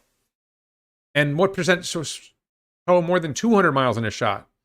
Because if that's a really, really low number, if the vast majority of towing trips are less than 200 miles, then a 500-mile range Cybertruck having its range cut in half still has way more than enough to handle those 200-mile trips. Not an issue. I should say, by the way, I am getting more and more excited about the concept of a single passenger vehicle. Let me just say this now. I am thinking about starting up a company to build a single passenger. I'm confident that Tesla is not planning to build a single passenger self-driving vehicle. I'm thinking about starting up a company that would build a single passenger self-driving vehicle. If you know someone who would be good at helping to build or building a electric go-kart as a prototype for what my vision of a single passenger self-driving vehicle, please have them contact me. wredlick@gmail.com. Contact me, let me know. I would love to have some help. I would love to have somebody who's good at doing something like building a go-kart. There's going to be some challenges in how this go-kart's going to be built. We're probably going to have to hire some outside help for some of the electrical engineering stuff, but the basics of just building a basic go-kart using an electric motor instead of a gas motor and then getting the steering right. And if anybody knows someone in South Florida, ideally South Florida, I could consider Orlando being close enough, although that's a little far. Space Coast, Melbourne, Vero Beach, whatever, Canaveral, but ideally someone in South Florida between Jupiter and Miami, someone who knows how to build a go-kart. Night Tracker, I don't plan on building my own FSD. I plan on, the plan is to license FSD from someone else, ideally Tesla, but Comma.ai, someone else. Cyber ATV will be single passenger, but that is not what I have in mind. It's not a motorcycle. My vision is a four-wheel vehicle. Arcimoto is not what I'm talking about. Arcimoto is way too expensive. I want to build something that's much less expensive than Arcimoto. Arcimoto is not built to be a self-driving vehicle. Okay, stop telling me about other things. I'm aware that there are other single-passenger vehicles out there. Arcimoto isn't even single-passenger. It's two-passenger. I have, I know what I want to do. I don't need a golf cart. I want a go-kart. So if somebody knows someone, I'm not looking for, hey, check out this other EV company. I have my idea for my own EV. I've looked at all the other EVs that are out there. I really looked at this. Nobody's doing what I want to do. So Mark Plott is a moderator on the channel, by the way, Paul. Mark Plott is a moderator on the channel. He has been a moderator on the channel for a long time, and I really appreciate his help. So, does something need to be moderated? And he's missing it? Maybe he's gone. So anyway, if anybody knows anyone who likes building go-karts, and I want to pay someone to basically build a go-kart for me. I'm going to supply the parts. Really, really simple concept for the prototype. The ultimate vehicle is going to be much more complicated. Oh, Mark Coughlin says, How much of a game changer do you believe the Model Next $25,000 starting price will be to the stock? So the 2023 Tesla Compact will be a monster game changer to the stock. It's going to massively increase production. It's going to be massively increased deliveries. It's going to take Tesla from delivering 5 million vehicles in 2023 to 18 million vehicles in 2026. Not a go-kart station wagon, no. I've seen the Renault Twizy. I'm not asking you to tell me about other small EVs. I have my own idea for my own EV. I want somebody to help me build a go-kart. Oh, Sprite XP says, why would you want to have multiple vehicle types, 1, 2, 4 passenger based inside a tunnel system? So Sprite, I believe that something like 80% of rides today are one person going from point A to point B. Sometimes it's one person being driven by an Uber driver or a taxi driver, but something like 80% of trips. And like, you know, if you're looking at a bus, what percentage of the people on the bus are traveling in a group versus what percent are traveling, you know, individually? So if 80% of the trips are single passenger, then having a single passenger vehicle would be a lot more efficient than having a vehicle that carries 4 or 5, that's optimized for 4 or 5 people. That's the theory. Now, I spoke with somebody inside Tesla who did not think it was that big of an advantage, which made me believe that Tesla's not going to go down this path. So I want to take a risk and start up a company that will take a very, very risky approach to building a single passenger vehicle that no one else is building. And I think I have the idea. F. Grion says, when are they going to start the Hyperloop between Los Angeles and San Francisco? That's got to be at least 5 years away. I don't need a YouTuber to help. I need somebody who can help me build a go-kart. I know what I want to do. I can afford to build it. I can afford to pay someone to build it. I don't need help with that. Once it's built, I think I know where to take it from there and how to take it to go to the next level. I think I've seen enough. I know what to do. What? With FSD tied to the vehicle purchase, I can see after the lifespan of batteries a black market of people replacing the batteries to keep vehicle going. I believe that that's not an issue. I believe that, and let's imagine you bought a Model Y today, and 10 years from now, your Model Y has 1 million miles on it. It has used up its battery, and you're deciding, am I going to replace the batteries in my Model Y? It's still in pretty good shape, but you know it's going to have some wear and tear on the vehicle as a whole. Or do I buy the new 2031 Tesla vehicle that's going to be so much better, and it's going to cost, they're going to continually lower the cost of manufacturing. I mean, basically, we're all going to be riding robo-taxis, and very few of us are going to own cars in 2031. That's my take on it. Can a go-kart type car get around the airbag safety regulations? Night Trekker, I'm not planning to build a car that's going to ride on regular roads with regular human drivers. I'm not worried about airbag and safety regulations. I just want to build a go-kart as a prototype for the long-term plan for the vehicle. I did see the Segway, Mark. I did see there's a Segway vehicle that I thought about using for my prototype, but I don't think it's really what I want. I'm willing to take a look at that. Marty Party, I'm aware of Rich Rebuilds. I don't think Rich Rebuilds is in South Florida. I think Rich Rebuilds would cost a heck of a lot more. I just want somebody to help me build a go-kart. No, I don't want a racing EV go-kart. I haven't seen it. If there is, Irene, if there is a racing EV go-kart, email me a link or put a link in the comments on this video. As I read the comments to the video. I have searched for go-karts that would be appropriate, and I haven't found one that works. Charlie Doyle, I am not looking to impress the auto industry. I'm looking to impress my own vision of where I think this is going to go, and I'm willing to gamble my own money to make a prototype and then take it to the next level. And I think I can do it on my own money or with crowdfunding later, maybe. I may be able to do it on my own money and build the car company on my own and make money and never have to raise investments from anyone because I have enough money to get started. Oh, have I ordered Tesla solar panels for my roof yet? No, the roof is not on. We have a new roof coming probably next month. And when the new roof is on, then we'll start looking at solar panels. Am I still forecasting Tesla to reach $200,000 a share? I don't think I ever genuinely predicted Tesla would reach $200,000 a share. I think it's possible that Tesla will reach $200,000 a share if everything goes right and the robo-taxi market goes the way I think it's going to go. In other words, if Tesla builds a fleet of 100 million robo-taxis and is able to get, let's say, 50 cents a mile in profit off each robo-taxi, then I think Tesla could reach $200,000 a share. If Megapack takes off, if solar takes off, if everything clicks, then it could reach 200. I think 50,000 a share in 2030 is more likely. I think 25,000 share in 2026 is more likely. 200,000 a share is if everything goes right for 10 years straight. But yes, Paul Lewis, I have seen the Segway, 9bot, whatever. I do think that looks kind of cool, but that's not what I'm going for. Not what I want to do. I want to build a fresh... It's close. It's actually not that far off. I did think the Segway 9bot was reasonably close to what I wanted, but it's not close enough. So I got a really simple concept. It's simple. It's so simple, nobody's thought of it, as far as I can tell. I'm aware of Rich Rebuilds, but I don't think he's in South Florida, and I think he's going to charge me a heck of a lot more money to make the thing I want.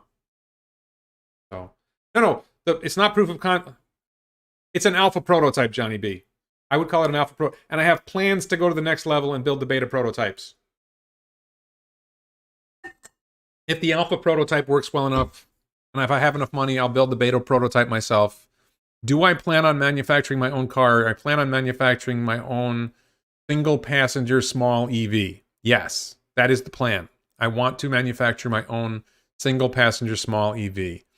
Is it crazy? Yes, this is a crazy idea. This is stupid. Warren is absolutely stupid and batshit crazy.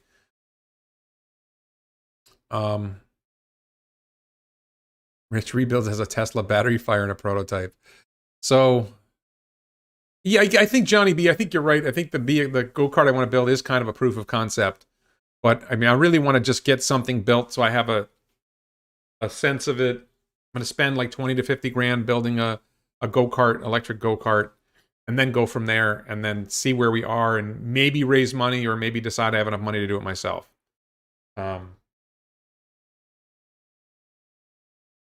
Let's see. And your viewers get first shot at your IPO. I haven't thought far enough down the road to an IPO. That's not, honestly, it's like, let me get the go-kart built. Vector, I don't need publicity. I don't need interest. I need a go-kart. Ron says, how complicated is this go-kart prototype? It is very simple. No suspension. I don't plan on having a suspension in the go-kart. It's going to have tires, and the tires are going to absorb the bumps, and that's it. That's the alpha prototype. The beta prototype will actually have a suspension.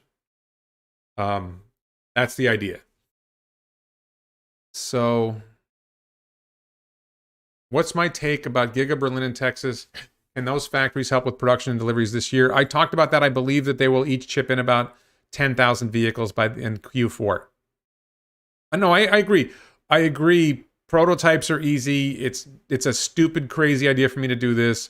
Get the prototype done, see how it looks, and then take it to the next level and pay for it. The next level after that is once I have the prototype and I have a good feel for it, then it's spend money on a solid mechanical engineer or two and a solid electrical engineer or two to really come up with a manufacturable vehicle. The first one is not going to be manufacturable. It's going to be electrified garage in West Palm Beach. Write that down. Electrified garage in West Palm Beach. I'll look that up. Electrified garage. I'll look that up. That sounds good. Is James Douma coming back to talk about FSD? James Douma has been talking about FSD on Dave on Dave Lee's channel. I loved talking to James Douma, but honestly, he didn't get that many views on my channel. He gets more views on Dave Lee's channel, so he's a better fit for Dave's channel. If he wants to come on, I'd love to have him come on again. I love James Douma. I love talking to him, but I think he's found his niche on Dave's channel, and that's the place he should be. If he wants to come on, I'd love him. Will the go-kart not operate on public roads? If not, where will they operate? The go-kart will probably not operate on public roads.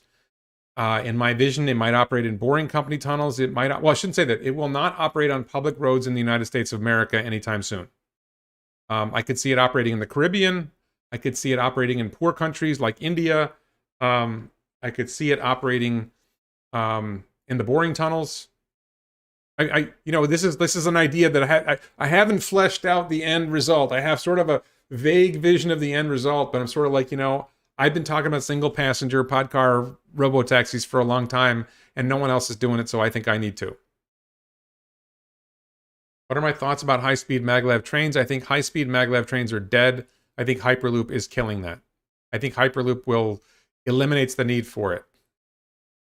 What is the local public feedback you are hearing about a boring company tunnel in Miami? I'm not hearing any public feedback at all about Miami or Fort Lauderdale. I think most people, it's under the radar for most people. A couple of news articles, very little response. No one's paying attention. They'll pay more attention when it happens. Single piece injection mold chassis. Rick, if you email me what you mean by that, I guess I had a different idea for the chassis, but I'm open to that option. Boxable house. Did they convince you to go that route for the zombie house? No, boxable. I do not see boxable as a viable path for me. And I don't think they're planning to sell any vehicles in Florida for at least a couple of years, if not longer. Any idea if Tesla will buy some OEMs in the future? I don't see why they would buy an OEM. That's a terrible decision for Tesla, in my opinion. Why do FSD Go-Kart not go on public roads? What I'm planning on building would not go on public roads in the short run because it would not have the safety features that would probably be... I don't want to bother trying to engineer a vehicle for all the safety standards that would be required, and the practical reality is a very, very small vehicle that gets hit by a 5,000-pound SUV driven by a bad human driver is probably not going to be a safe place to be. So you want to have that thing operating where there aren't 5,000-pound SUVs with human drivers, unless you're in a place that the roads are already so dangerous that it doesn't matter. And, ultimately will it go on public roads in the long-distance future? Sure, when there's no human drivers and it's safe. Do I think Boring Company will allow other companies to use their infrastructure? Yes. I think they have said they will. I know JB Straubel, but he's in Nevada. He's not in South Florida. And I don't think he's an EV engineer. He's more of a battery engineer. Detra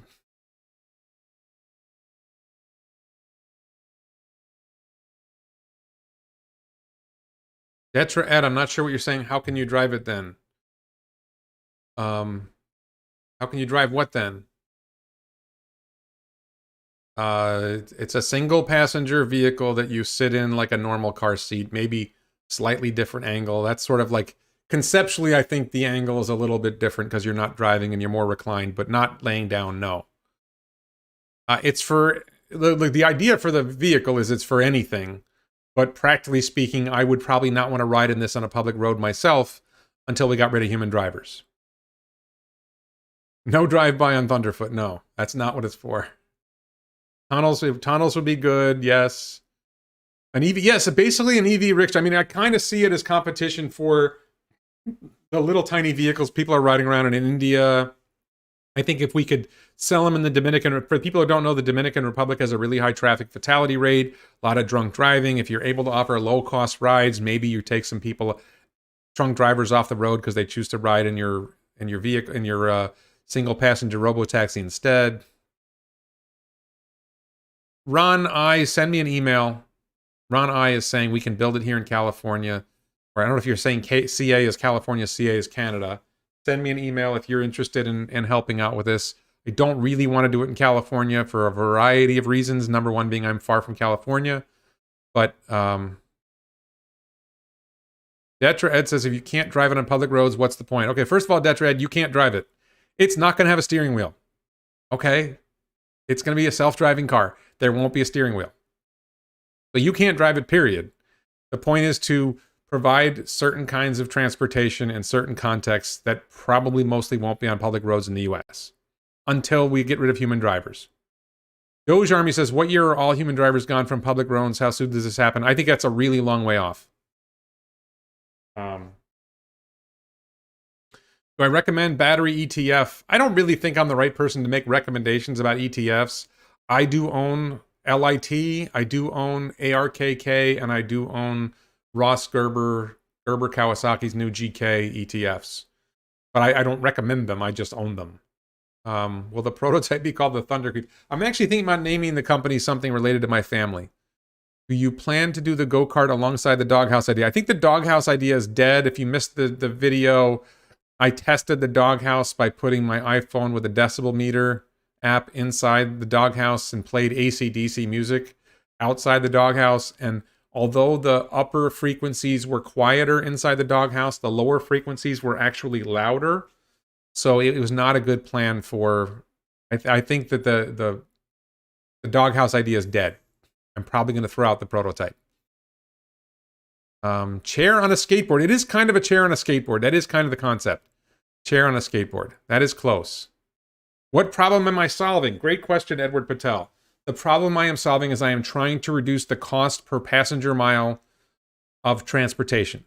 That I believe that the 2023 Tesla Compact will get the cost per mile of operating that vehicle, including everything, down to about 5 cents a mile. And that's great. And I think that means that the cost to passengers of riding in that vehicle will probably be like 10 to 25 cents in the distant future. But I think I can build a single passenger EV vehicle that might get the cost per mile down to a penny a mile. And we think that 5 cents a mile is great, but that's because we live in a rich country. If you can get the cost per mile down in a poor country, I think that could be a lot better. So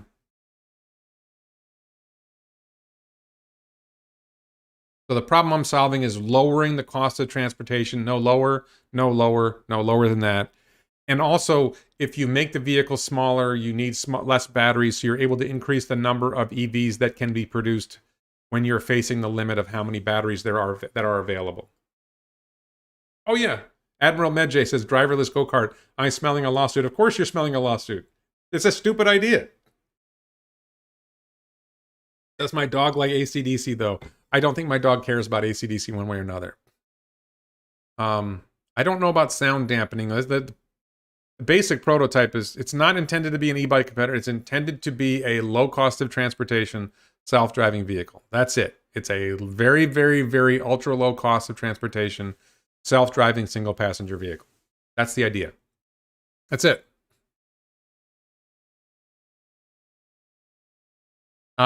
Well, I mean, there are other benefits, Edward. One of the benefits is if the vehicle's 3 feet wide, and let's say it's in the Boring Company tunnel system, then you can fit them side by side. Raging, I don't see any reason to make an Aptera. Aptera can make Apteras. I have something else in mind. I love this quote. The established companies like VW and Toyota will wipe the floor with Tesla. Well, when are they going to start?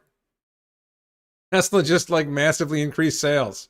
They just had a record quarter. When are Volkswagen and Toyota going to get started on wiping the floor with Tesla? I can't wait for this to happen. Why do I think POTUS never acknowledges Tesla's contribution? I think I've answered that like 3 times in this video already. Because he's a politician. Saron says he's worried about Starlink. Musk tweeted that Starlink is in the red and there are other indications that some backers of Starlink are pulling out. I don't know what you're smoking, man, but it ain't marijuana. Everything I've seen is that Starlink is doing fantastic. Of course it's losing money. Elon has said openly said it's losing money. It's going to continue losing money until they have enough customers generating enough revenue to make it up. But backers pulling out, they just had a funding round and raised a huge ton of money. How do backers pull out? What does that even mean? I did not hear any Neuralink news. I think Neuropod had a video. Neuropod is a channel dedicated to Neuralink. And he had a video where he's talking about the future of his channel, but I didn't see that. Be Nice says, Warren, are you thinking like the egg inside the St. Louis Arch with wheels? I don't know the egg inside the St. Louis Arch, so probably not, but I'm not sure. I don't want to do an e-trike. I want to do a 4-wheel vehicle. I have reasons for that. I'd love to see Tesla put solar on the roofs of all their factories. What's holding them back? I think the availability of solar cells. It's really hard to get solar cells, and their solar cells need to be manufactured in enough volume to do that. Buy a used Honda Odyssey for your go-kart rip-out engine. Honda Odyssey is way bigger than I want. There is no car that is small. I looked at a Fiat 500. What I want to build is much smaller than a Fiat 500. Starlink will be Starlink is going to be an amazing money printer. Okay, where are we? 3:43. Been going for, was it an hour 45 minutes? Did anyone debunk Thunderfoot's latest? I stopped watching Thunderfoot. I don't even bother watching his videos anymore. Oh my goodness. David Todd says, Elon, I keep hearing this from people. Elon Musk is living in a small home near SpaceX. Is there something he's experimenting with, a new home concept? The Wall Street Journal covered this. Elon is living in an existing home that was there before. He's not living in a boxable home. He's not living in a concept home. He's just living in a cheap house that SpaceX bought a while ago. Not a new, it's not a new funky thing. Charlie Doyle, check out elonbits.com for the Mathawana t-shirt. Don't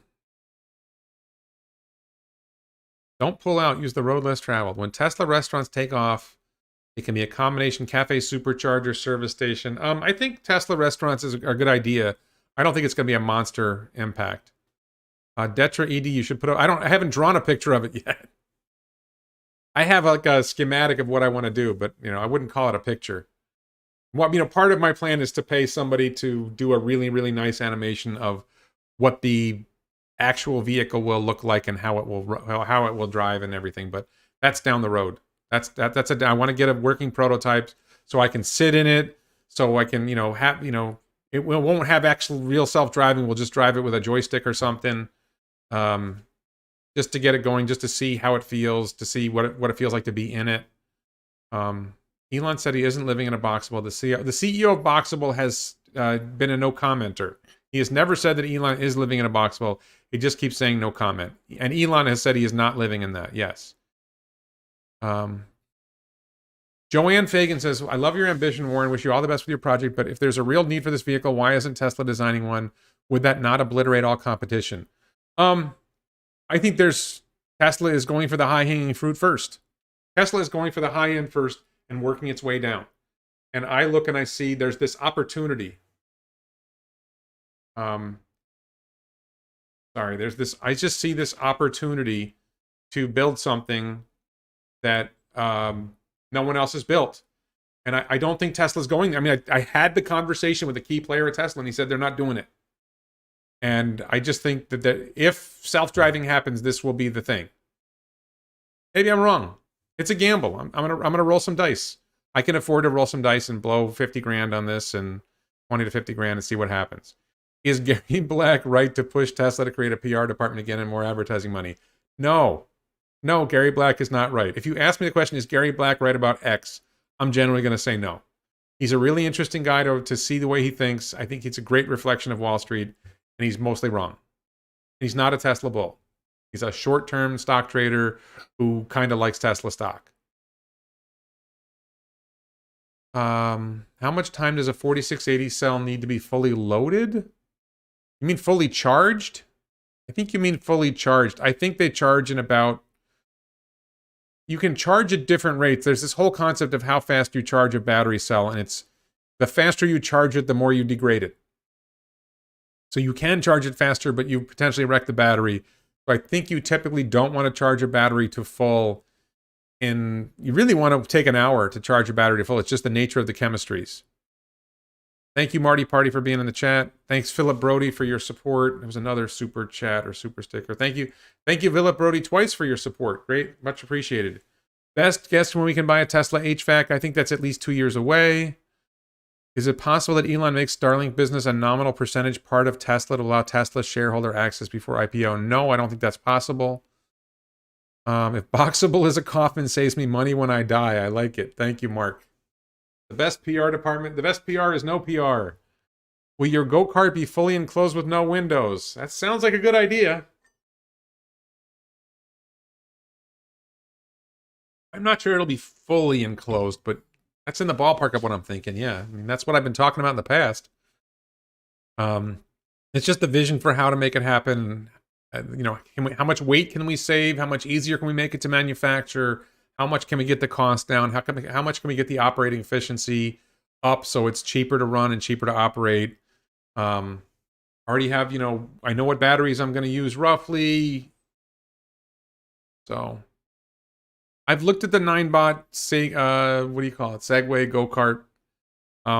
It's nice, but I don't want to buy a go-kart. I want to build one. Do I have any hope for Tesla solar roof tiles? I have hopes that in the future, Tesla will work it out and make it a viable product for a large audience. Right now, it's a very expensive product for a small audience. Will my go-kart be a chick magnet? No. No, this will not be a chick magnet. I mean, maybe baby chickens will want to ride in it, but It will not be a chick magnet. It was not something you're going to. It is not something I anticipate people buying for themselves. It's something I anticipate being operated as a fleet. I'm anticipating operating my own fleet of them. Is sort of the idea. Insurance 2 mil past the house. What will that do to the economy? I don't know what that is, Daycab. What's the percent of Tesla stock in your portfolio and what's share price? My IRA is 81% Tesla stock. My average cost basis is $75 a share.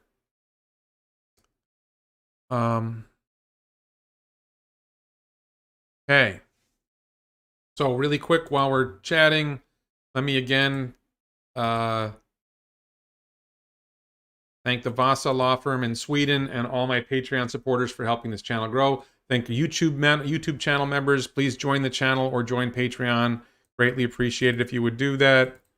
Patreon supporters get and YouTube channel members get early access to some videos, some bonus content. They get to submit questions for live streams and more. Links to Patreon and joining the YouTube channel and everything in the description below. Really appreciate any support we get. Thank you very much for that. Let's see. Chicken-powered go-kart. We're not going to power it by chickens, no. Okay.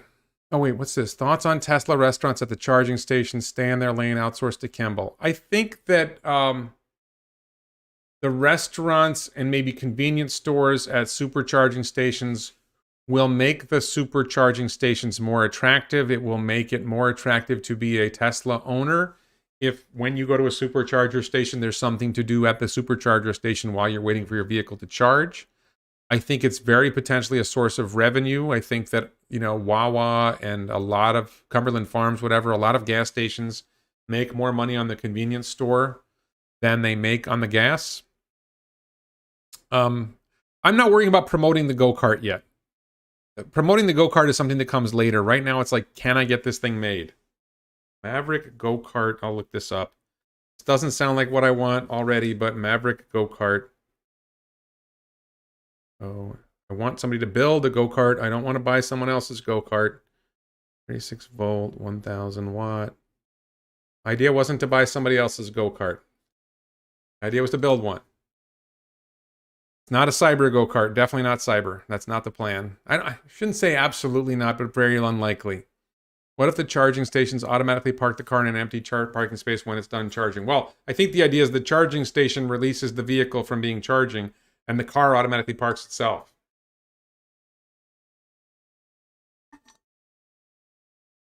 Kevin Crady talks about a Bucky Fuller concept. The pods were suitcase-shaped vehicles that could drive like cars locally, then park next to each other on a. I don't think you finished your thought there. Gary Black and me, exactly.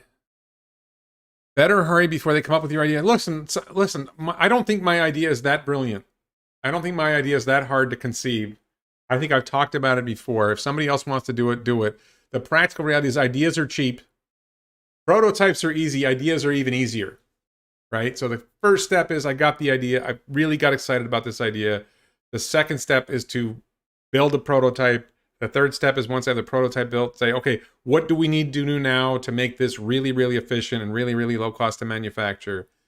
And then start making them and start operating them as robo-taxis, assuming the robo-taxi world exists. Yeah, no, look, I have an idea. All I have right now is an idea. Anybody can have an idea. I haven't done anything yet. But this is part of my be like Elon mantra. Elon made a pile of money, and he could have gone and bought a yacht and sat on the back of the yacht, and instead he started up a company. And he started up another company. He started up another company. Am I going to sit on the back of a yacht for the rest of my life? The proverbial yacht. I don't like boats, but am I just going to sit on my ass for the rest of my life, sipping drinks and watching NBA basketball? Or am I going to go do something? Right? And I think I see it. I could be wrong, right? I could be wrong. This is the thing. I have a vision. I'm not saying it's a really, I wouldn't say this is 2020 vision. This is like a 2080 vision. It's like blurry. But I kind of have this vision of where I want to go. And I'm like, you know what? I think I can do this. Let's go do it. Maybe at some point I'll raise money. Maybe I'll be able to do it on my own money. I haven't figured that out yet.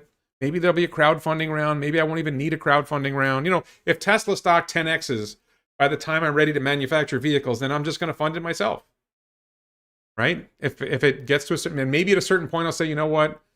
I might as well do some crowdfunding just to make it easier to, build more of them. So maybe I will do a crowdfunding round. That's all. I got to get the basics down first. Detra Ed, I do have other purposes in mind besides driving passengers. I do think there are other potential uses for this vehicle. No, Lucid is farther along than I am. They have prototypes. They have storefronts. They have actual employees. They've raised a ton of money. I am nowhere near as far along as Lucid Motors is. It's just an idea, but I want to make it more than an idea. I need someone to help me. I'm not the engineer. I'm not the hands-on guy. I need somebody to help me build a go-kart. And I reached out to someone who's not very far from me, who I believe is the right person for it, like literally like a half hour away, maybe even less than a half an hour away. That's my dream. If I get this guy behind me, great. But I just, you know what? He hasn't responded yet. Maybe I'm jumping. Are all lawyers able to speak for hours without stop? No. No, only special lawyers. Only special lawyers are able to speak for hours without stopping. That's a special talent. Oh, are we gonna have bikini girls on the Tesla gets the bikini girls? Maybe we'll have bikini girls help sell the single passenger vehicle. Sure. No bikini girls. This Mototech go-kart looks good and is below with Mototech go-kart. I'm not looking to modify somebody else's go-kart. God damn it. I have the idea for the go-kart I want. I want to build. I'll look it up. I'll look up Mototech. I already know what I want. I want to build it. I'm not asking people. I wrote it down. I'm not mad. If you give me an idea, I'll take a look. When am I fighting Logan Paul? Never. I would get my ass kicked. He could have keep both hands behind his back and still beat me. What are your thoughts on Dojo and possibly buying Boston Dynamics? I don't have much thoughts on that at all. I think Boston Dynamics is owned by Hyundai, and I don't think they're selling. Andreas Lang asks, will your pods be able to link to chains to reduce drag? Part of the design is that the drag is extremely low. Part of the design for my pod cars. I'll give this bit away. Okay. Your typical modern car is about 6 feet wide by 5 feet tall. Massive oversimplification, but basically you've got a 30 square foot rectangle pushing through the air. My single passenger vehicles are 3 feet wide by 4 feet high, so that's a 12-foot rectangle pushing through the air. So you've already reduced the drag by about a third, just by shrinking the vehicle. Sort of similar to the Boring Company making a smaller tunnel, cutting the diameter in half reduces the work by to a quarter. Sort of that idea. I don't think much about BYD. I think BYD is very, very strong potential for being a real EV maker, making a big dent in the world, and it's a good thing. A bikini car wash for electric vehicles only, sure. I don't know if the female EV owners are going to appreciate the bikini car wash, though. A lot of female... Don't underestimate the number of female EV car owners, EV owners. And they see what I've seen of female EV owners, female Tesla owners, is they're awfully smart and awfully thoughtful people. And they're not interested in having their car washed by a girl in a bikini. Turns out that doesn't appeal to them. Will you do in future Tesla 2026 and 2030 share price model, which will include possible dividends? No. I do not model dividends. I don't actually care about dividends. I think dividends are relatively unimportant. With that said, I think once the robotaxi network starts, it will produce so much profit that they will have to give dividends. Death Star says, how much will Tesla shares be in 2030? My ballpark guess is $50,000 a share. But I have videos talking about that you can watch, and it's conceivable it could go to $200,000 a share. I think my bear scenario for 2030 is $8,000 a share. Can the go-karts be foldable for easy storage? No, that is not part of the plan. Called an electric coffin, sir. Yeah, it could, if you do it wrong, it's going to be an electric coffin. Absolutely. Drag reduces by the cube of area. Interesting. I haven't thought that through. I'm just saying I think it's a lot less drag. Make a Warren Tunnel co-ed bikini wash. How about a spherical model with gyroscopic balance? I have no idea what you're talking about, Tramp Fossil. I don't even know what that means. Spherical model of what? Are you talking about a car? I did have an idea like that, but that's not the idea. The idea is a four-wheeled vehicle. A special tunnel for certain types of EVs that are considered recreational. I don't know that tunnels are going to be recreational, so I don't think that makes sense. Do I like GM's lithium investment in the Imperial Valley, California? I don't dislike it, but I don't think it's very important. Look, anytime GM or Ford or Volkswagen or Toyota or whoever announces some EV initiative, something related to EVs, it's an announcement. When they do something, then we can talk. Okay, GM has made EVs.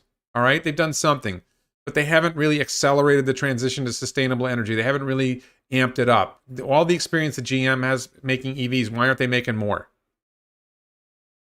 Speedos. You want boys in Speedos at your car wash? Be nice. I'll see what I can do.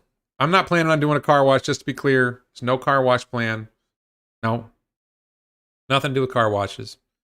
Solar frickin' roadways. I don't know if solar roadways make sense. I don't think they're necessary. I think that there's plenty of... I think that the extra cost of making a roadway with solar outweighs the cost of just putting solar... Ground-based solar, roof-based solar generates enough electricity. You don't need solar roadways. And, you know, how much harder is it to make solar roadways, and how much more maintenance do they require because they're solar roadways? Huge issue. What's the next feature Tesla will remove? Ooh, good question. That's a good question, Nick. I don't know the answer to that. I got to think about that one. Do I really think Tesla costs more per share than the S&P 500? Yes. I think Tesla's share price will, as Tesla grows, the S&P 500 will grow with it because Tesla is a part of the S&P 500. So I don't think Tesla will go more than the S&P 500. I think Tesla will become an extremely large part of the S&P 500. And I think Tesla achieving the goals we're talking about is going to massively increase the efficiency of the economy, the U.S. economy and the world economy. Bob asked about my apocalypse cabin. I have not been able to get somebody to clear the land to make it ready for the cabin, so I'm probably going to rent a Bobcat or something and clear the land myself. I'm going to have to do some of the work myself. What does my wife mean to the go-kart project? I don't know. I don't understand the question. Bucky's suitcase cars could fit together side by side on flatbed train cars like slices of bread. The idea being that you could ship yourself. I don't think that's necessary. I think the vehicles will transport themselves. You wouldn't bother putting them on a train. They're going to be very, very low cost to operate. Penny a mile. Why would you bother putting them on something else? Oliver, people keep asking me, what do I make of Biden not mentioning Tesla when discussing the future of battery electric vehicles? First of all, I don't listen to Joe Biden. I don't listen to Trump either. I don't listen to politicians generally, with rare exception. I think that Biden is a politician. Just like a lot of other politicians, he does things he does. If you are a Tesla fan and you have noticed that Biden doesn't mention Tesla or Elon Musk, I think it should bother you. I think it should make you wonder, well, who is this guy? Why is he my president? Most important man in the history of the world is making our world a better place in the United States. And the president of the United States doesn't seem to think the guy exists. I think it's a problem. My thoughts on Branson and Bezos' upcoming flights. Is this the future of space tourism? I don't know how big space tourism is going to be. I think Branson and Bezos' flights are entertainment. I don't think that they are meaningfully advancing the important things about getting access to space, getting the cost of accessing space down. I think Falcon 9's success is huge. I think Starship's progress is absolutely mind-boggling huge. I think I should have mentioned there was another bit of news. I think Elon has ruled out a larger version of Starship in a tweet. I didn't prepare that tweet. I don't remember seeing that tweet again Elon has said that I have a video, one of my first videos, maybe the first video I made on this channel that took me down this path was about Elon hinting at an 18-meter Starship. And I think Elon has said that there isn't that much gain from going to a larger Starship, so I don't think it's going to happen. Tokyo G says, does stacking 2 layers of batteries make sense? I don't think so. I don't think there's any need to stack 2 layers. I think it's possible that the early Model S did stack 2 layers of batteries. I don't think it's a good idea to increase the center of gravity of the vehicle, and I don't think it's necessary for modern battery electric vehicles to have 2 layers. I think that you can get enough battery cells in 1 layer that you don't need it. When Elon gets all his CEO compensation, will he leave Tesla and focus on SpaceX and Mars? I think Elon will stay with Tesla for about 5 more years. And then I think he will mostly leave Tesla for SpaceX and Neuralink. mostly leave. I mean, I don't think, I think by the 2026, I think Tesla will have solved most of the major engineering problems they need to solve. And they will have a really, they will be on the path to completing the transition to sustainable energy and sustainable transportation. And then Elon needs to move on to what's important, which is making humanity a multi-planet species and making Neuralink save humanity from AI and brain diseases and all that. Do I think Tesla will make a dedicated factory for boring vehicles? No. Maybe. I think the Boring Company might make a dedicated factory for boring vehicles. I don't know. I don't think the volume of boring vehicles is going to be that high for a long time. You need a lot of tunnels to have a dedicated boring vehicle.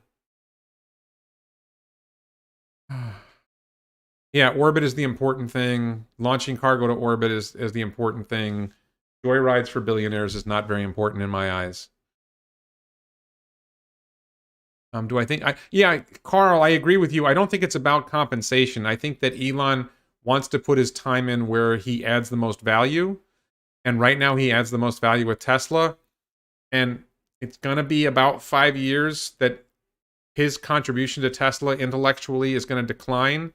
And the value of his mind going to SpaceX and especially Neuralink, I think, is going to be way more important.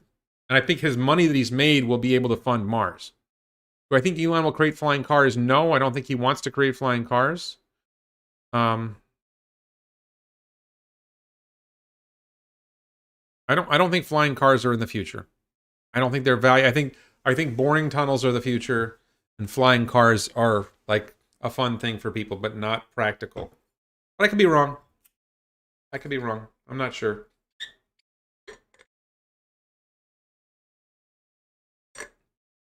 Teslafornia. How to value Tesla of the interest rate hikes. I don't pay much attention to interest rates. I don't think they're as significant as other people think. I think Tesla's value is in its growth, and interest rates should not affect Tesla's growth. I think the issue is that if interest rates go up, then the alternative investing in bonds versus value stocks or dividend stocks shifts. I don't see why higher interest rates affect growth stocks that are genuine growth stocks. Boring Company's borer Prufrock was designed to fit in a Falcon 9 fairing. I believe it would fit. I'm not sure about that. And I think it's really more important that it fits in a Starship fairing. Are delivery vans in the future for Tesla? Probably. Who replaces Elon when he moves on? Is there an obvious succession plan? Well, right now the key players are Drew Baglino and Zach Kirkhorn. If you go to Tesla's About page, Elon, Drew Baglino, and Zach Kirkhorn are the key players listed. Jerome Guillen is no longer there. I think it's pretty obvious that Franz von Holzhausen is a key player. I think it's pretty obvious that Andre Karpathy is a key player. I think Tesla has a great team. I think Martin Viecha at Investor Relations is a key player. I think Tesla has a great team, and I think they will do fine when Elon moves on. Do I think Neuralink will IPO eventually? But I think Neuralink IPO is probably 10 years away, if not longer. When Tesla boat, I don't think Tesla boats are coming anytime soon. Do I think Tesla that burst into flames will affect the stock? I think it held the stock down for a day. I think there seems to be a habit of bad news breaking, fake bad news breaking right around a good event. But I just don't care about short-term stock price. Is there a right to privacy in robotaxi? Probably not. And I probably expect the single passenger robotaxi I want to make to have an internal camera to make sure that people don't damage the vehicle and don't, mess up the vehicle. But, I don't think you're going to publish it. Where's the boring tunnel going to and from in Fort Lauderdale? If you go back in the video to boring, you can, if you move back in the video, when you see boring, that's where I talk about that. That's what this outline is for. You can move the slider back and forth in the video and get to the point where that's there, and then you can see whatever you're interested in. It's Las Olas Boulevard in Fort Lauderdale for now. I think they'll extend it to the airport eventually.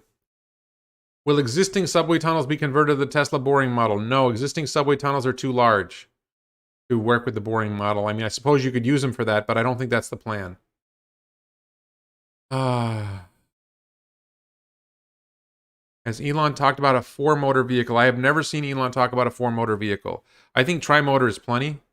I don't think there's any particular gain of a four-motor vehicle, but I wouldn't surprise me to see it. Oh, semi, that's right. Thank you, Mark. Semi has four motors. Thank you, Mark.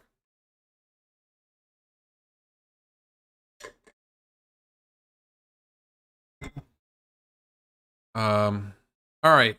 So I've gone for 2 hours and 10 minutes, maybe a little longer. I think it's about 2 hours now. I want to thank everyone. I want to thank Mark Potocnik and Mark Plott, and I think there were a couple other moderators here. Thank you for your help with the channel and the chat. Carl Stockmall, thank you. Thank you all of my regular viewers. Be nice. Nice to see you here. Matt Burns, nice to see you here. I'm probably missing some people, but Detra Ed, thank you. Check out the merch, t-shirts and stainless steel water bottles on elonbits.com. Support the channel on Patreon.